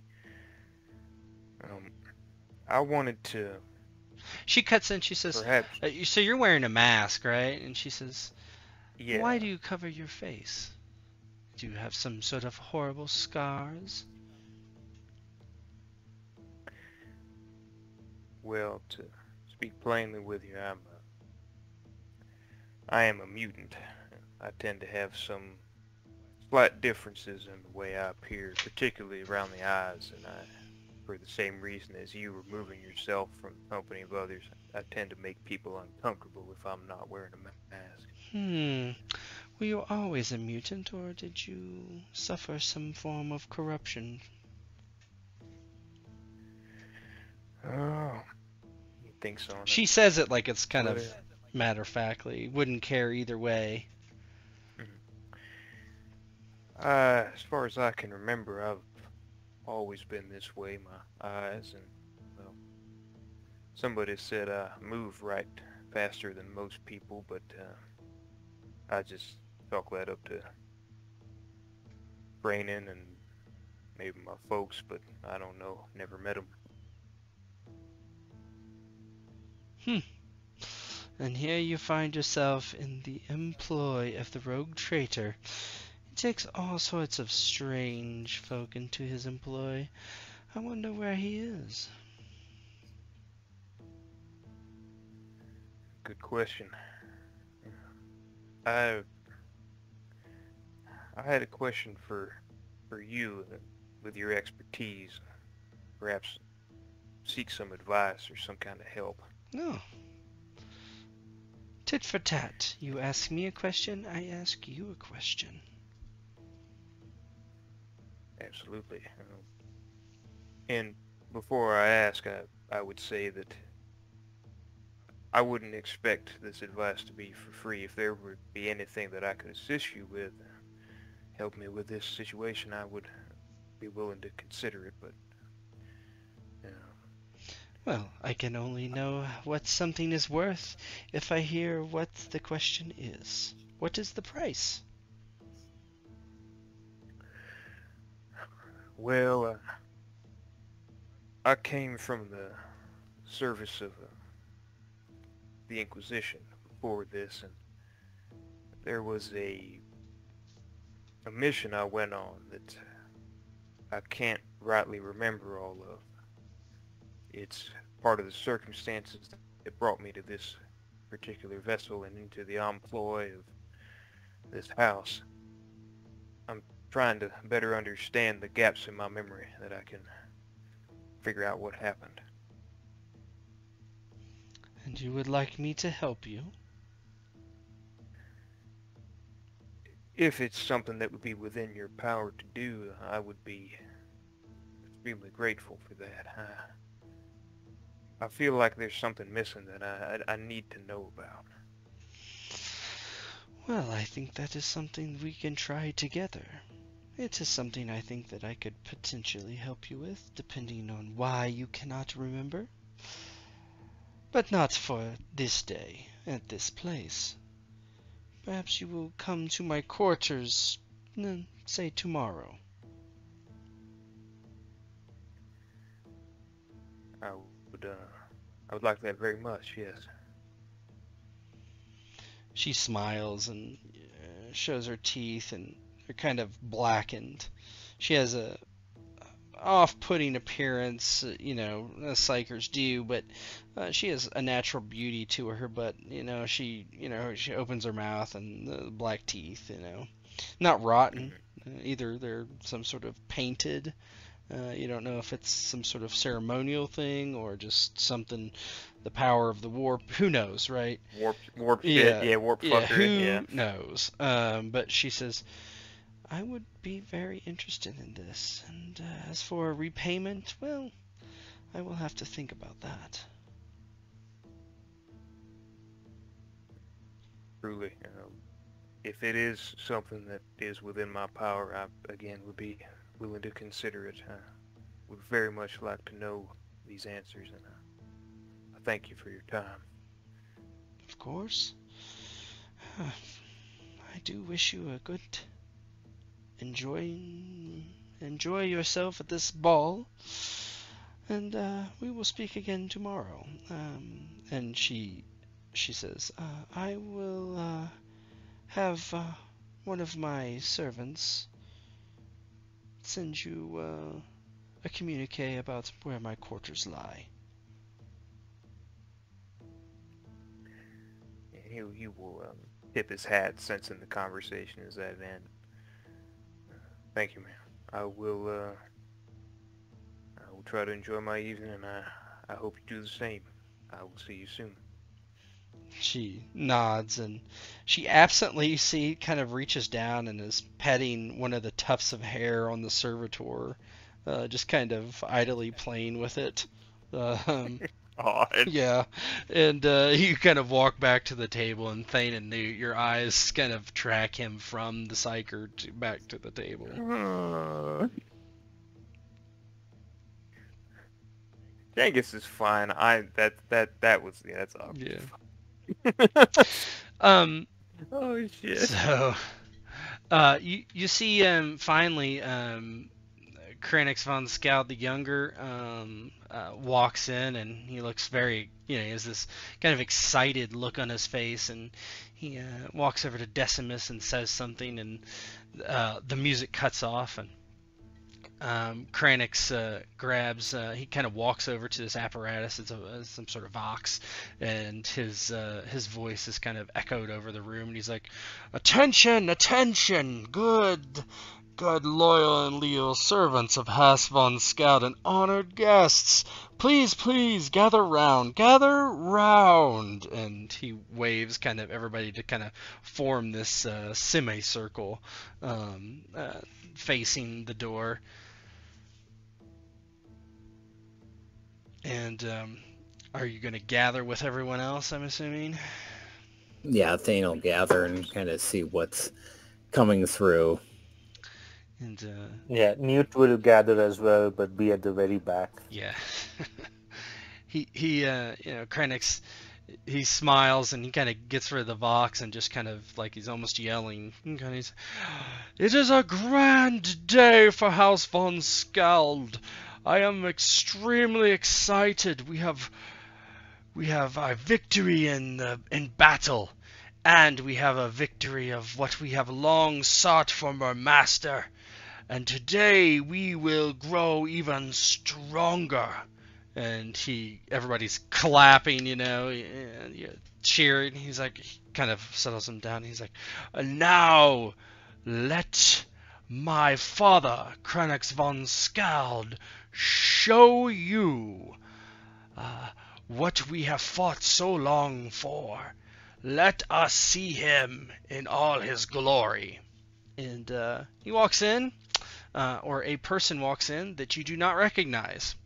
A young man. He is dressed just completely ostentatiously, very high collared shirt, and just wearing a very formal coat with the gold trim and jewels. And you see on his finger though that ring.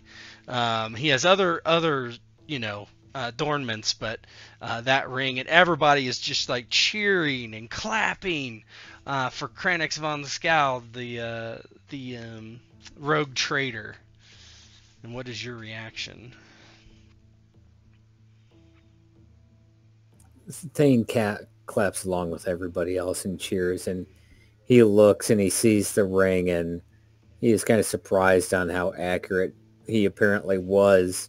But he does his best to hide his kind of shock and claps along, and has a lot more questions than answers as he goes along with the group, excited at the rejuvenation of his master. Yeah, Genghis, he claps, but it's absent. Like he's just, this is what, like a day, 2 days removed. Yeah, or 2 or 3 days. Yeah. And this is evidently the same man that sat on the throne and spoke with a very old man, and this is, he looks like he could almost be an older brother to Kranix the Younger rather than his father, if it is the same person. Yeah. So Genghis has never heard of anything like this, and there's shock and unease setting in. He kind of looks over, and he's looking at Thane, trying to he's like, his eyes are narrowed, and he's looking back and forth, and there's a lot of unease about what they've brought back.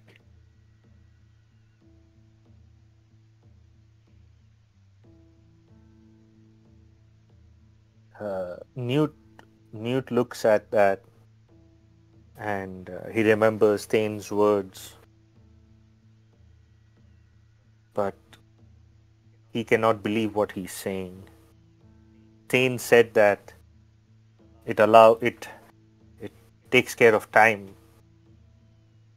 and in Newt's mind, he was going to see an old man, but walking around with vitality, not a young man that has literally gone back in time. And in Newt's mind, that is heresy, right? Only the God Emperor can do something like this.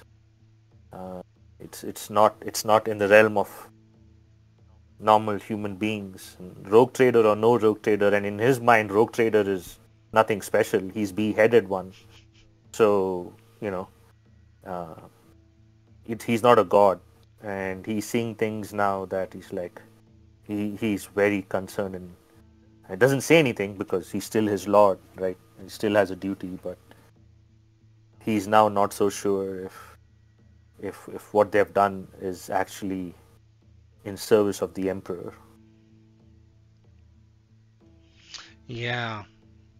You kind of all stand around dumbfounded, and some people clap and some come over and shake his hand like Decimus does, and everybody seems quite pleased by this, or appear that way outwardly.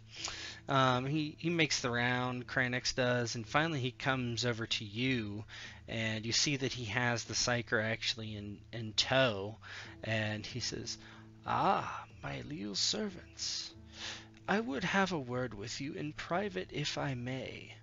Awela here will make sure that no one can hear us speak. Come." And he kind of he would lead you over to a part of away from the ballroom, or at least into a kind of secluded corner with Awela kind of trailing behind him. Thane follows because he definitely is going to see if he can ask the question of what the heck that ring was, because it's clearly worked wonders, but he'll follow in tow, pimp cane and all, anxiously awaiting to see what the elder has to say. Yeah, Jenkins follows for sure. He needs to know what the deal is. Newt follows last, but he follows at a distance. Yeah, just remember, you guys do not have weapons or armor, obviously. Yeah. Just so but, you know. Yeah. So Newt is the weapon. Yeah. He has tongs from the serving area. He's gonna pull his head off with a pair of fucking serving tongs. Right. I've done it before. I'll squish your head like this cherry tomato. Yeah. So yeah, he takes you over there, and Awela kind of she nods to him, and you kind of see her eyes roll back in her head briefly. You think she's doing something. You're unclear what. Nothing obvious. And Kranix sits down across from you, and he's like, "We do have a problem, even though I have been given rejuvenation unlike anything I could have imagined. You have done me a great service, but there is more to do." And can you guys give me a awareness or perception? I can't remember what it's called in this. Awareness, I think, yeah. And sight, if you have that specialty, but.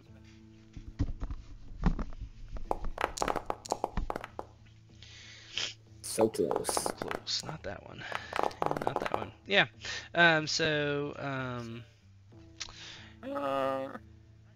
You know what? We've got fate again. Yeah. I'll reroll it. Okay. I'm interested. Okay. Reroll it.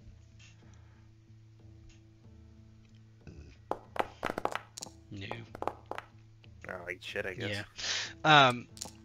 Another fate. Man, you guys. Oh man, we can't see shit. We ain't found shit. Yeah. So.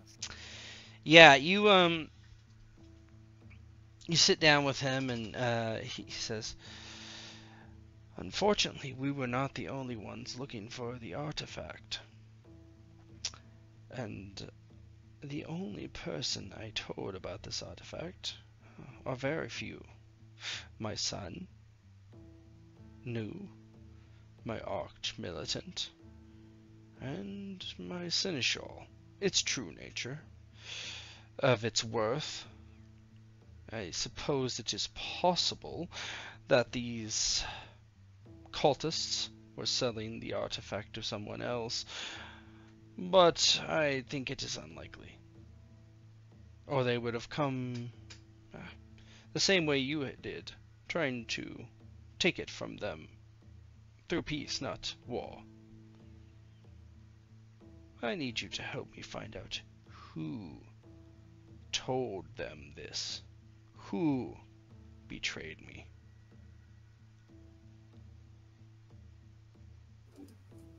Of course, Lord, I will help. How long did your seneschal archmilitant son know of this relic that you sought? Ah, do you remember your last expedition with your old squadron? With the script that you found on the Space Hulk? I do. I was with Dalto and was it Grendel? Yeah. Yes. Yeah, I was with Dalto and Grendel. Hard to forget that mission, but we succeeded in retrieving the information required. How long ago was that? Like between... Month, we'll say. Okay. Yeah. And he says, Yes. when you found that in the Space Hulk, it alerted me to this artifact's existence and where it was.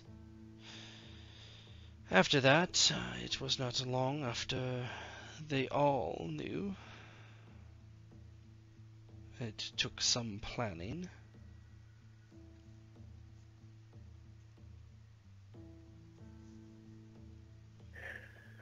Jangus, he thinks about this is going back to his inquisitorial days, Mhm. and this he's gonna start kind of unfounded. He leads into it like, might I offer an honest opinion, my lord? Of course.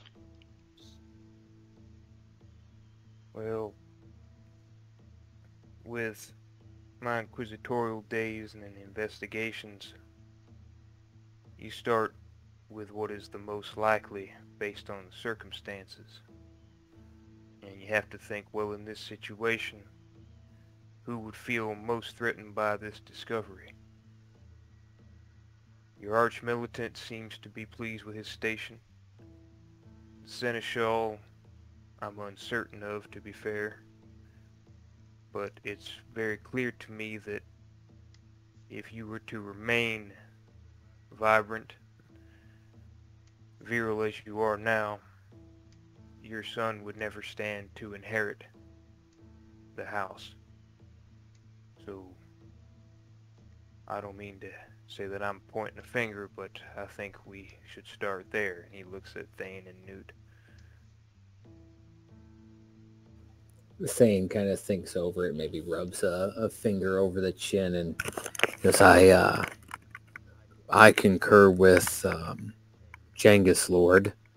If Ishmael had been the one, why did he select? Presumably Ishmael helped select the team. Why would he have such capable agents Perhaps he thought you would retrieve? fail. I have no record of failing, and I know Newt and Jangus are both very well trained and competent individuals that apparently had served in the Imperium in other capacities and did that well. Why would he choose individuals that had high success rates on their missions? And if he chose the best individuals for the job, I don't see how we could think it was him, unless your Seneschal Titus is working for another faction. I don't presume to know how long he has been in your service, or perhaps a sleeper agent of some kind, though that kind of thing would be more, discovering that would be more suited to someone like Jangus. But for myself, I concur that the person that has the most to lose would be your son, as you clearly have found a new lease on life with this relic that you retrieved. He looks to Newt briefly and wonders if he has anything to say. He doesn't expect him to have any, insight, but then he kind of gives this smile and says, "What do you think of this? You have never worked for rogue traders before." He's specifically talking to the other two, probably, but he says, "Is this odd to you that this artifact can do such to a man?" Newt kind of looks down to the ground and has his head bowed. I am but a warrior from a backworld, my lord. I do not know of such things. All I know is that I must serve my master till my master has no need for me.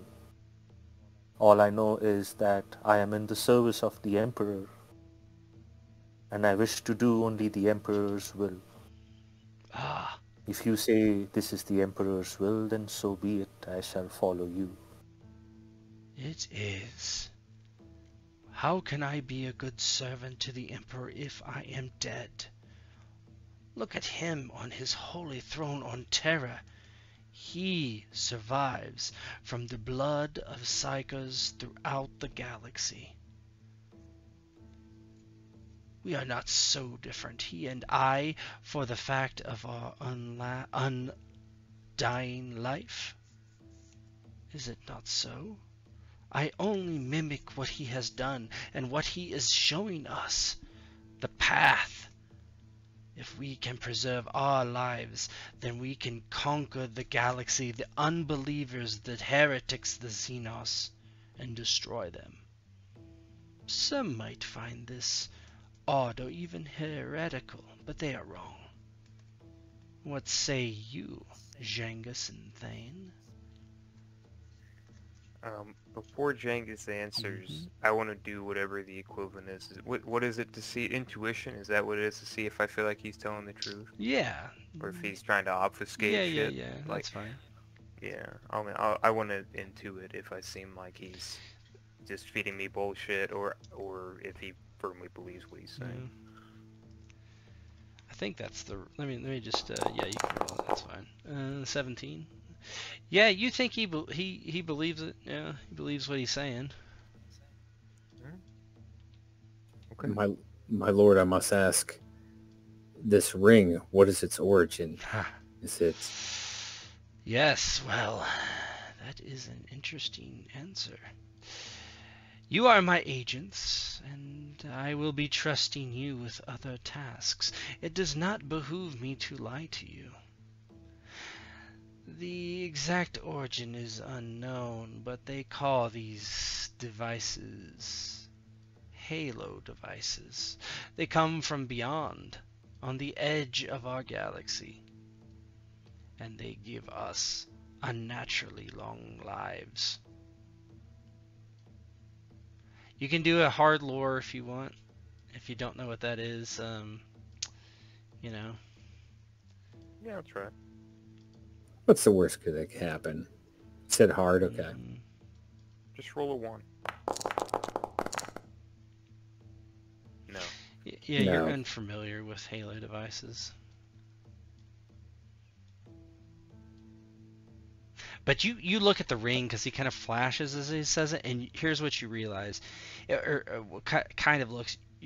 You kind of you look at it and you kind of do a double take as the ring appears to almost be a part of his finger now. It's like almost melded into his flesh.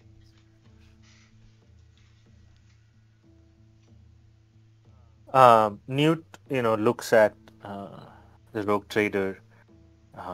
He cannot insight into the rogue trader. He doesn't know what it even means, right? So the explanation is good enough for Newt. He's a simple man. So he looks up and he says, "My lord, you are the master of the ship, and you know all. But as your agent, I do ask this in humbleness. Did you know that Jangus and myself were exchanged from the Inquisition to your ship? Yes, I know everything. Do you Then expect that I think you are some sort of agent of theirs still? no, my lord. It is the opposite. Maybe if you find out who ordered our exchange, because it would seem strange that someone who has just been sent over from this Inquisition to be serving on your ship be then sent to a planet to retrieve an artifact that is very near and dear to you. Then meet inquisitorial resistance. Well, it could be simple chance.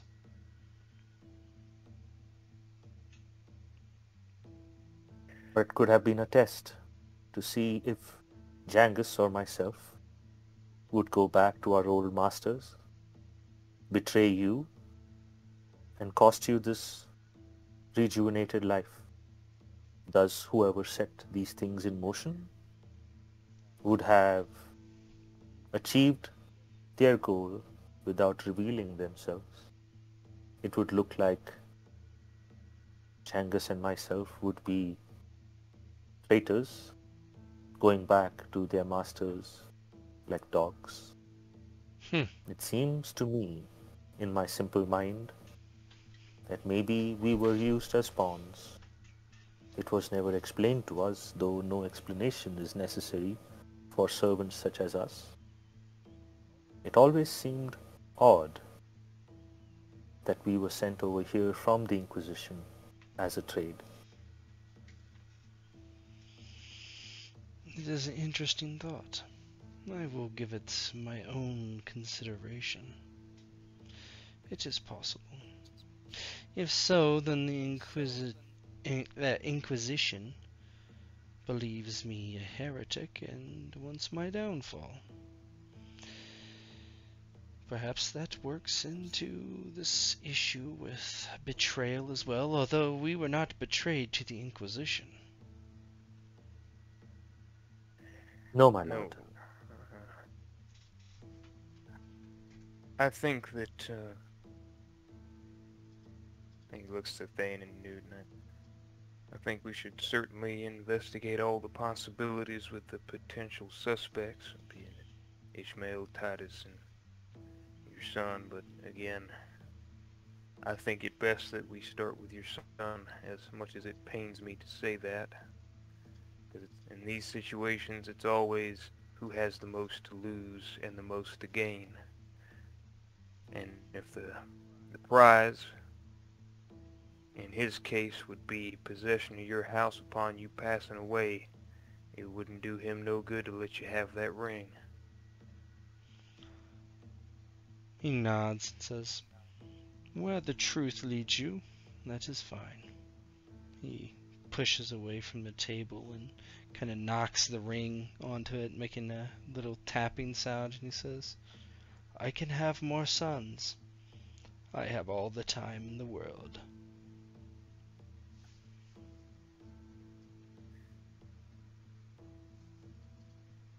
We'll find the truth, my lord. He bows his head. He pushes away, and Awela looks to you and then follows him.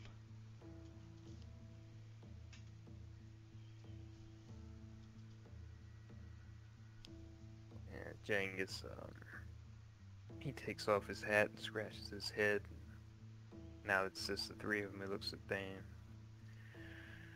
Well, this ain't gonna be as easy as going down and picking a box up, I reckon.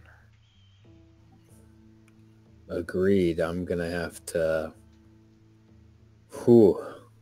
really put the old brain to use and try and figure out some way to unravel this mystery on who it could have been. I mean, I agree with you, Kranix younger seems the obvious choice. I don't know. I'd probably ask, who do we think is most loyal to the Imperium over the House? Who would see such a Xenos device or whatever this relic is as, heresy? I'm at a loss at the moment. Well, it could also be the appearance of loyalty. Say, and I know I'm honing in on Kranix the Younger, but say he's the one that offered to give up his father and what was going on with this artifact. He's hedging his bets. Either he gets his father and he passes away, and he gets a hold of the artifact, or he turns it over, gets his father removed, and he ascends to hold the house anyway. Got a couple different ways for it to go. But I think we should do our due diligence on this one and look at all the potential suspects. Titus is one that I'm unsure about. He seemed a pleasant enough fellow, but those are always the ones you gotta watch out for in the end. Yeah, it's easy for me to say this, but he would seem most likely someone that would report to the Imperium, would he not? If he is a servant of House von Skald, maybe not necessarily Kranix the Elder, and he sees this as a betrayal of both the house and its morals, as well as the Emperor and the Council of Terra.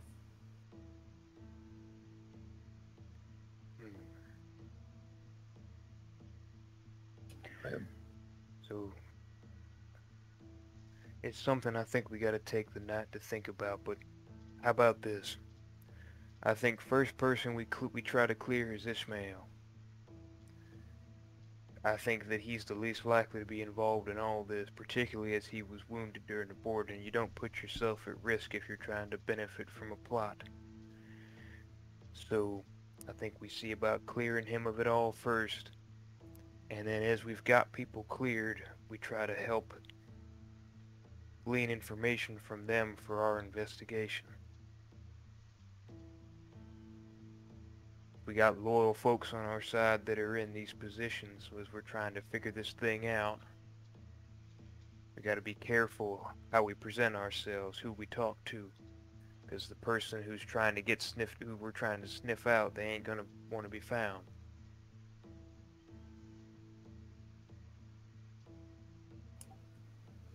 Yes, we'll have to go through roundabout ways. We can't just go and ask the lead astropath who's been sending messages in case someone has been in communication with the Inquisition, or go ask one of the tech priests how they would do it a more material way, sending tight beam transitions to somewhere, waiting for the message to be picked up by an agent. Yeah, that word would get back, so I think we take tonight, try to recuperate, and then get on this thing, come up with a real good plan. I think we start, look at Ishmael first, clear him, because I feel like he's going to be the one who's least likely. Move on to Titus, and then if we eliminate both them, we know who it is in the end.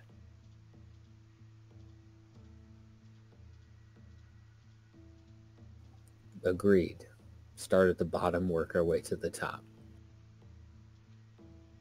What are your thoughts, Newt? You had a pretty profound point of view for Kranix the Elder. What are your insights on this? He is our Lord and we must serve him. He has put us in a difficult position. We are, after all, agents, not family. If we are to investigate his son, we must walk carefully because his son still holds sway and power on the ship, and he could easily send us into the void for indiscretion. We must tread carefully. And though our master says that he has the Emperor's wish in his heart, it is unnatural to see what has happened. I do not know, for I am not worldly like you two. Some might say this is heresy.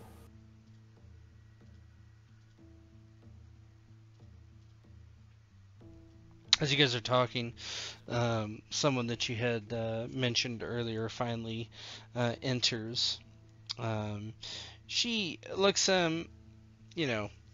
she's dressed slightly differently, very tight bodysuit. She's extremely flat-chested, very skinny. It seems like a strange person that would be, a courtesan, quote unquote, of the rogue trader. She's very odd looking. She walks in and slips her arm around Kranix's own arm and like smiles. She's as tall as him. She leans in and whispers in his ear, and the ball continues. But she's with him for a while, and then she seems to kind of meander about, and she actually approaches the three of you. And she gives us a very flourish with her bow and says, I guess I should give you my thanks for my lord's new virility.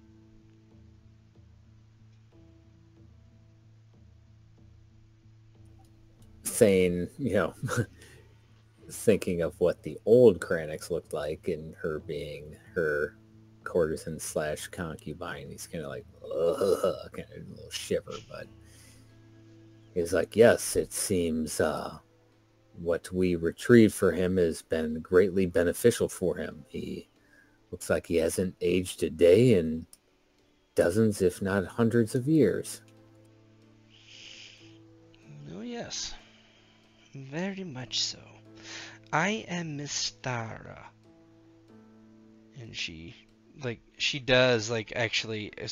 stretches her hand out towards Newt with the fingers pointing down and the back of it up.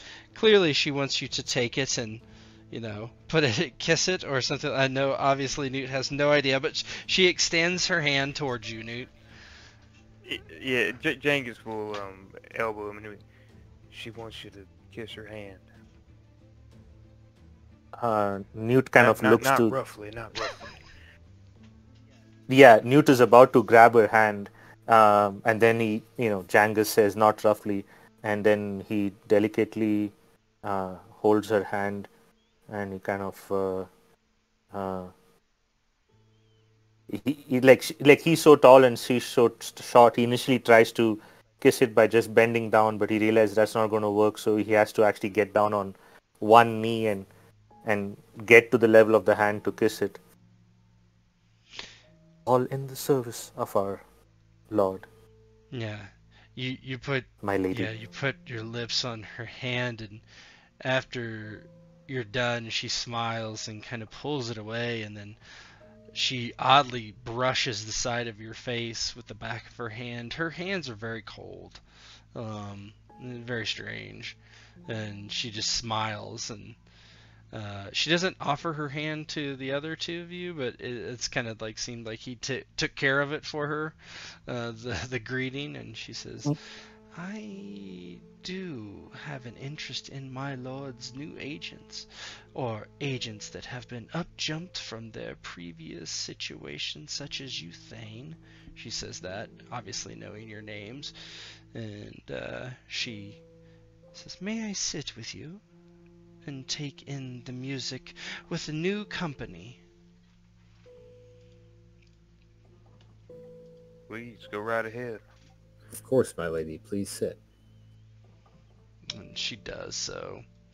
And she kind of leans to the side and sways with the music, and she says, tell me, Are you much bored at this event as I am?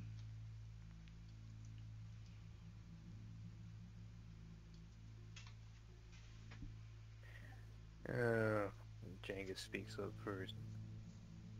It's not my usual haunt, but it has a certain. He looks around the room at how ridiculous it all is, and has a certain appeal to it, I suppose.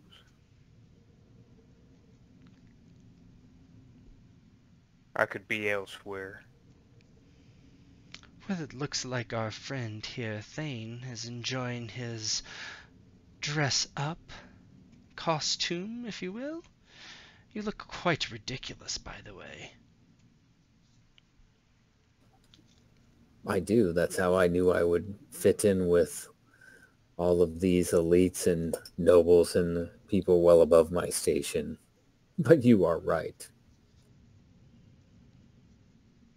Well, the things we must do for appearances.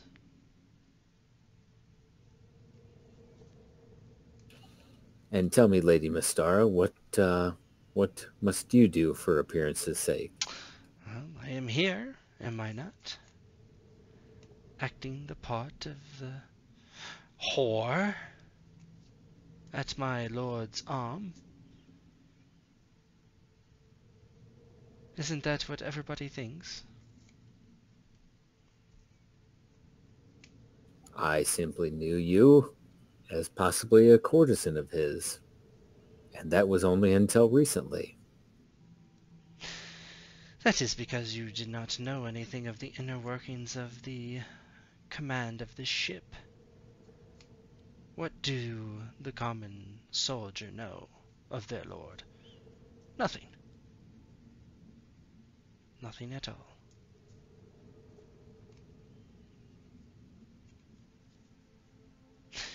Do you find what the tech priests do of interest? I have heard that they are rounding up the survivors from the attack and turning them into servitors from the planet, and any that we have caught on the ship. And then others are being gang-pressed into service. But regardless.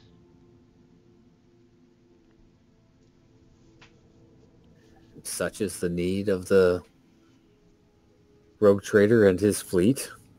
I suppose not even in death does the duty end for those that attacked or survived, either on land or in the void battle. They can continue being used, can they Of not? course. Those that survive of House von Skald are not given such a terrible duty unless they are dead or near death and cannot be saved. But our enemies are certainly turned into such brutal things. Pardon me, you said that some of the survivors are being press-ganged into the ranks here? That is correct. From the surface, anyone near the temple that survived, they have all been brought up to the ship and are being processed. Might I, just out of curiosity, ask where that might be being taken place at? Oh, and the factoriums. You can ask for directions, and one of the servants can show you there. They're in the bowels of the ship. Thane looks over to Genghis. Are you thinking about who I think you're thinking about? Well, yes and no. Thought had crossed my mind, but it was pertaining to another conversation we've had tonight. He looks over at Elder Von Skald and back at you. He just kind of nods, I see. She smiles. I am glad he chose you for this task, or that you were chosen. In general, when he told me of this artifact, I could hardly believe the possibilities. And now look at him.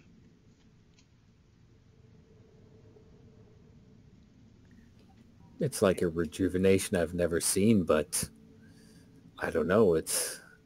Do you have any cause for concern on something like this? I mean, it's extraordinary. She leans forward and gets kind of close to you, Thane, and says, anything with such power is dangerous. You would be a fool not to know this.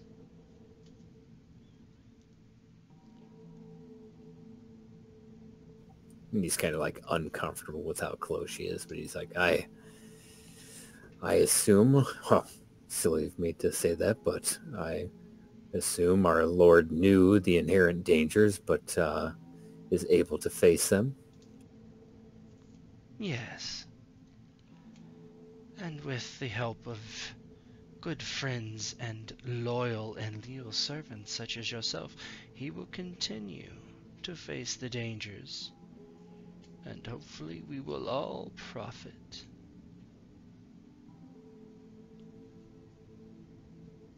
Now that he has retrieved this relic, do you know what he has planned for the fleet next?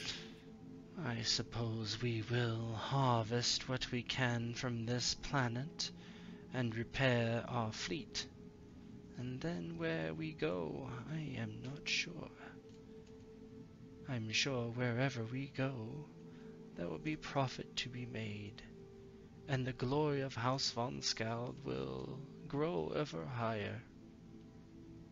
Wouldn't you say?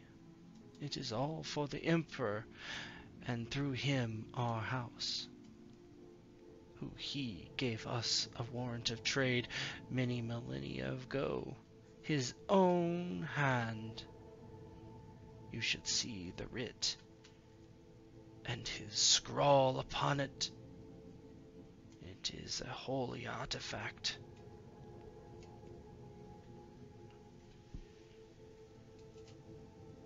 One that our Lord possesses only. Can you imagine?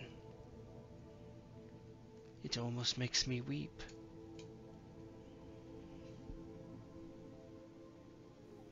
I'm sure it is breathtaking to behold, Lady Mystara. Well, I have taken too much of your time already. My lord will want me by his side. Good day to you. And to you, ma'am. He tips his hat. She stands up and straightens, and she walks almost bent over like she's ready to spring and jump. She has an odd gait. She heads back over to Kranix and puts her arm around his waist as he drinks and laughs. And I'll let you guys finish up with the ball, and then we can continue on.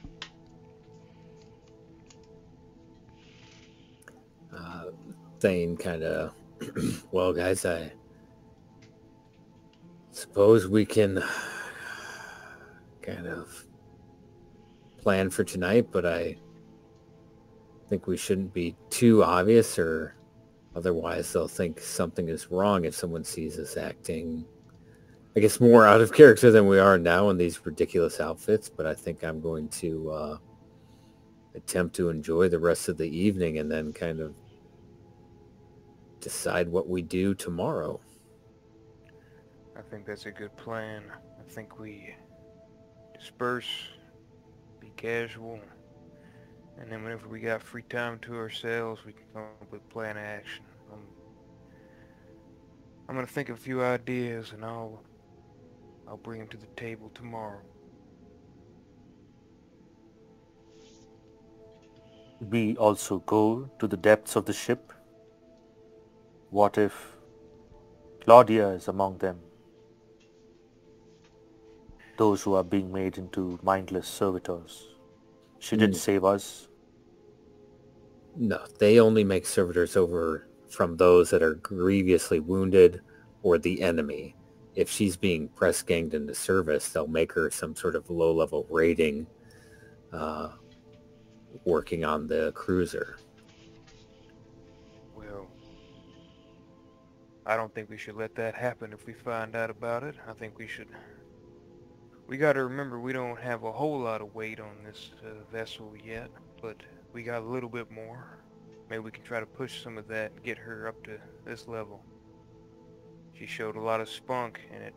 Well, anytime that you're part of a team that takes down a murder servitor, that's worth something. Yeah, remember I she agree. killed it too. Yep. Yeah, she Yeah, killed it. And she I broke. agree. If she's down there somewhere, we should definitely see about getting her elevated, maybe closer to our level. And was she not the head of the constabulary? She was. She was a leader. She might know other... That could be something else we leverage. She might know some other people of talent that could be of use if they're educated on the way of things. No, she herself is a prospective recruit, but there's a whole wealth of potential there. Yeah, I think so. I think that's a good thing to think about.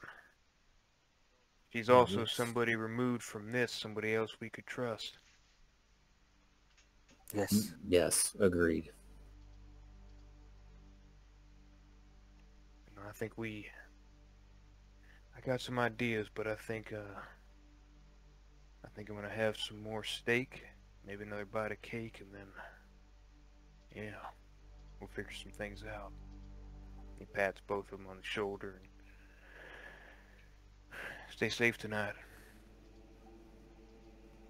Will do. He kind of pats him on the shoulder as well, and he kind of looks at that one courtier he's talking earlier to about dancing. He goes, I think I'm going to have some cake myself. And, it slams his amasec and goes over to that lady to pass the evening.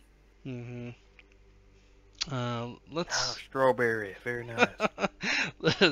Zen Courtier. So let's take 5 minutes. Yep. We can finish up at any time too. It's all just role play. I Yep. figure we get as much done as we can. Definitely. I'm down to do the plan and then call it.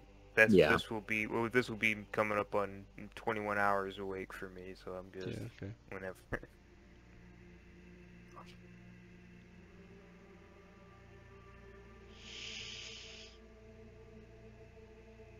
Oh my god, this fucking wiki page. Once he said Oh. Halo something, I looked it up on Lexicanum before he linked it. I was like, oh god. Oh, God. Wait, are you still recording, Ted? Yeah. Okay, right. Yeah. We're fucked. We're fucked. No. We're good. It's fine. We're We fucked. don't talk about it. Hmm. Don't worry about it. Yeah, we can just keep going if everybody's still here. Oh yeah, I'm good. Okay, so the night passes in whatever way you think it would, and eventually in the morning, wherever you were, you end up back in the barracks eventually to either hatch your plan or whatever you want to do. You wake up, you probably have headaches from if you drank anything, which some of you definitely did, yeah. Alright. So once everybody's had their recaf, Jangus comes in, and he's probably having some of his own, and he's got kind of a corner of the barracks that they're all in. He's got, okay. So as I see it, and again, we're all equal here. Anybody's got some ideas, I'm happy to hear them. But my first thought is, one, we see if Claudia's among those getting press ganged. We don't want her talents to waste away. I think that's one of our first orders of business. But then after we've got her, or if she's not among them, then we move on. We start trying to investigate each one of these potential suspects. And I got a strong feeling Kranix the Younger is the one we're looking at, but we got to do our due diligence. Because it's the snake you don't see that bites you. So, I think, Thane, you're real skilled in terms of warfare, things like that. I feel like you'd connect real well with Ishmael. So if there's any way that perhaps you can see about getting into contact with him, setting aside some time to learn tactics, warfare, things like that to help you under the guise of helping you become a better agent, you might be able to pick his brain a bit, talk with him, meet him on a level, understanding, because he has a mutual understanding there as warriors. That'd be my thought. You could speak with him and see if you can glean whether or not he might be involved in this in some way. I can go speak with the Seneschal Titus. I had an interaction with him. Felt like we got on all right. I can see if I can try to pick at his brain, see what he knows.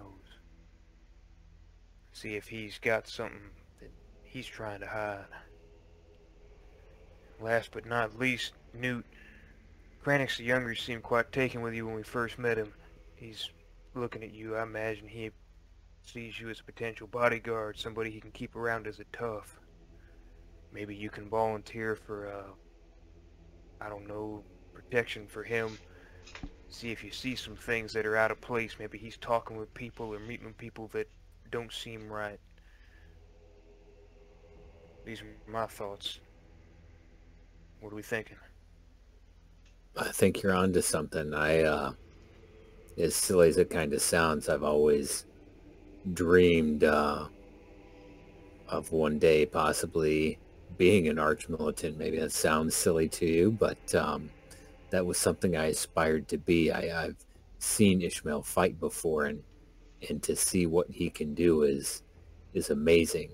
But yes, perhaps I can speak with him, and maybe now that I've been upgraded from the line to, a veteran to an agent, perhaps I can see if there's some sort of training or something he can offer as I try to better serve House Skald, and from there maybe ascertain what where his loyalties lie, what his thoughts are on this relic that Kranix the Elder has used to rejuvenate himself, and go from there.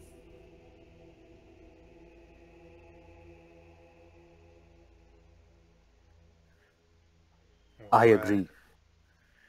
I believe I can ingratiate myself to Kranix the Younger, be his bodyguard, make myself indispensable to him, go with him wherever he goes. Then I shall get even more access. But how do I do that? Well, I think some of the process already started. I mean, do you remember when they brought us into the throne room first time we came here? He was looking you up and down like you was a slab of meat. All he could see was putting you in a suit of armor, it seemed like to me. Nobles love the idea of having people who are big, strong fellas protecting them. You fit the bill. You're already passing the eye test. And with you being a loyal servant, that looks even better. Let him think that your loyalty could be to him first before the Emperor, as heretical as that might sound. Give him that impression that he can trust you. And more than that, that you're not paying attention to what he does so close. But you are. I mean, you remember our time in the Inquisition. I know it was a whirlwind for you, Newt, to try to learn all that at once, but I know you picked up things. You're quick on the uptake. You say some very profound things at times. And I got no doubt that you would impress yourself upon Kranix the Younger, because I think especially if he's getting the sense that his father or somebody's trying to sniff him out, he's going to be looking for people to help him. He's going to be looking for more protection. Who better than the new kid on the block? That's you. If he can have you ingratiated to him, he might see you as somebody to put between him and his father if it really came to it. How do we do it? As in, he must feel threatened or unsafe. How do I come to his rescue to show myself?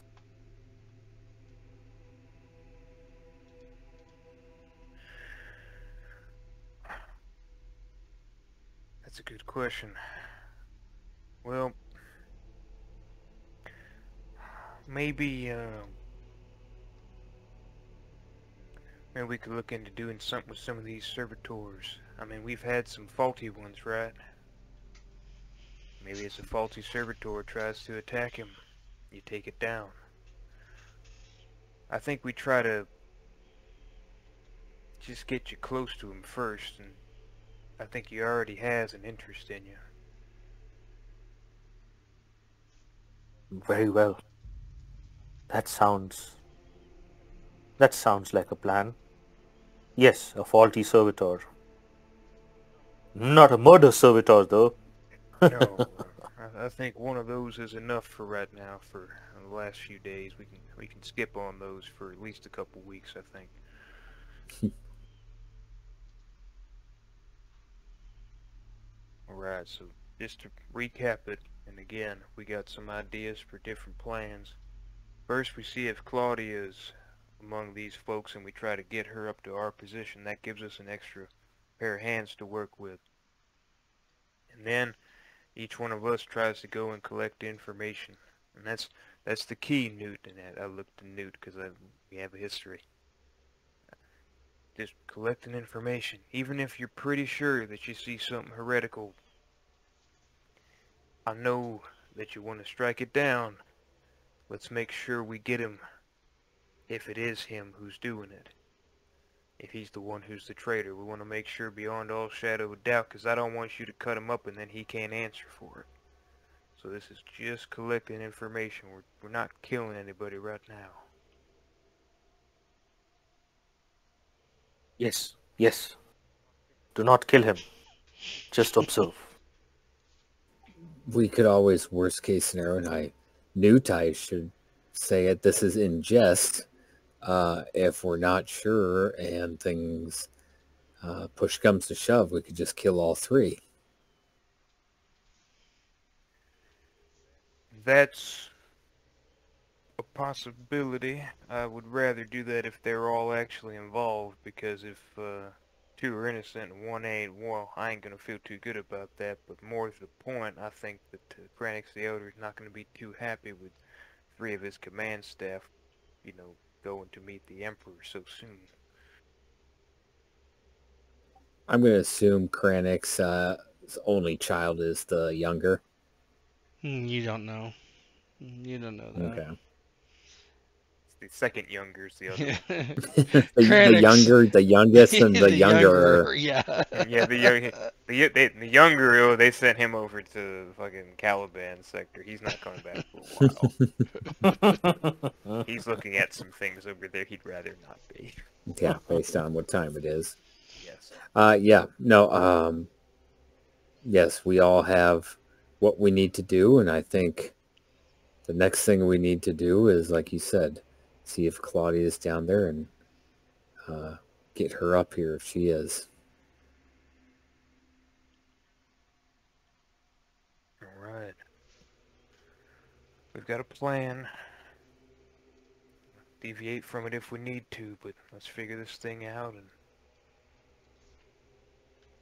see who the traitor is. Agreed. Let's do it. For the Emperor. Or the Emperor. Or the Emperor. You make your vows to the Emperor, and in the back of your mind, you wonder how truthful those vows are after what you've seen here. And we'll end with that.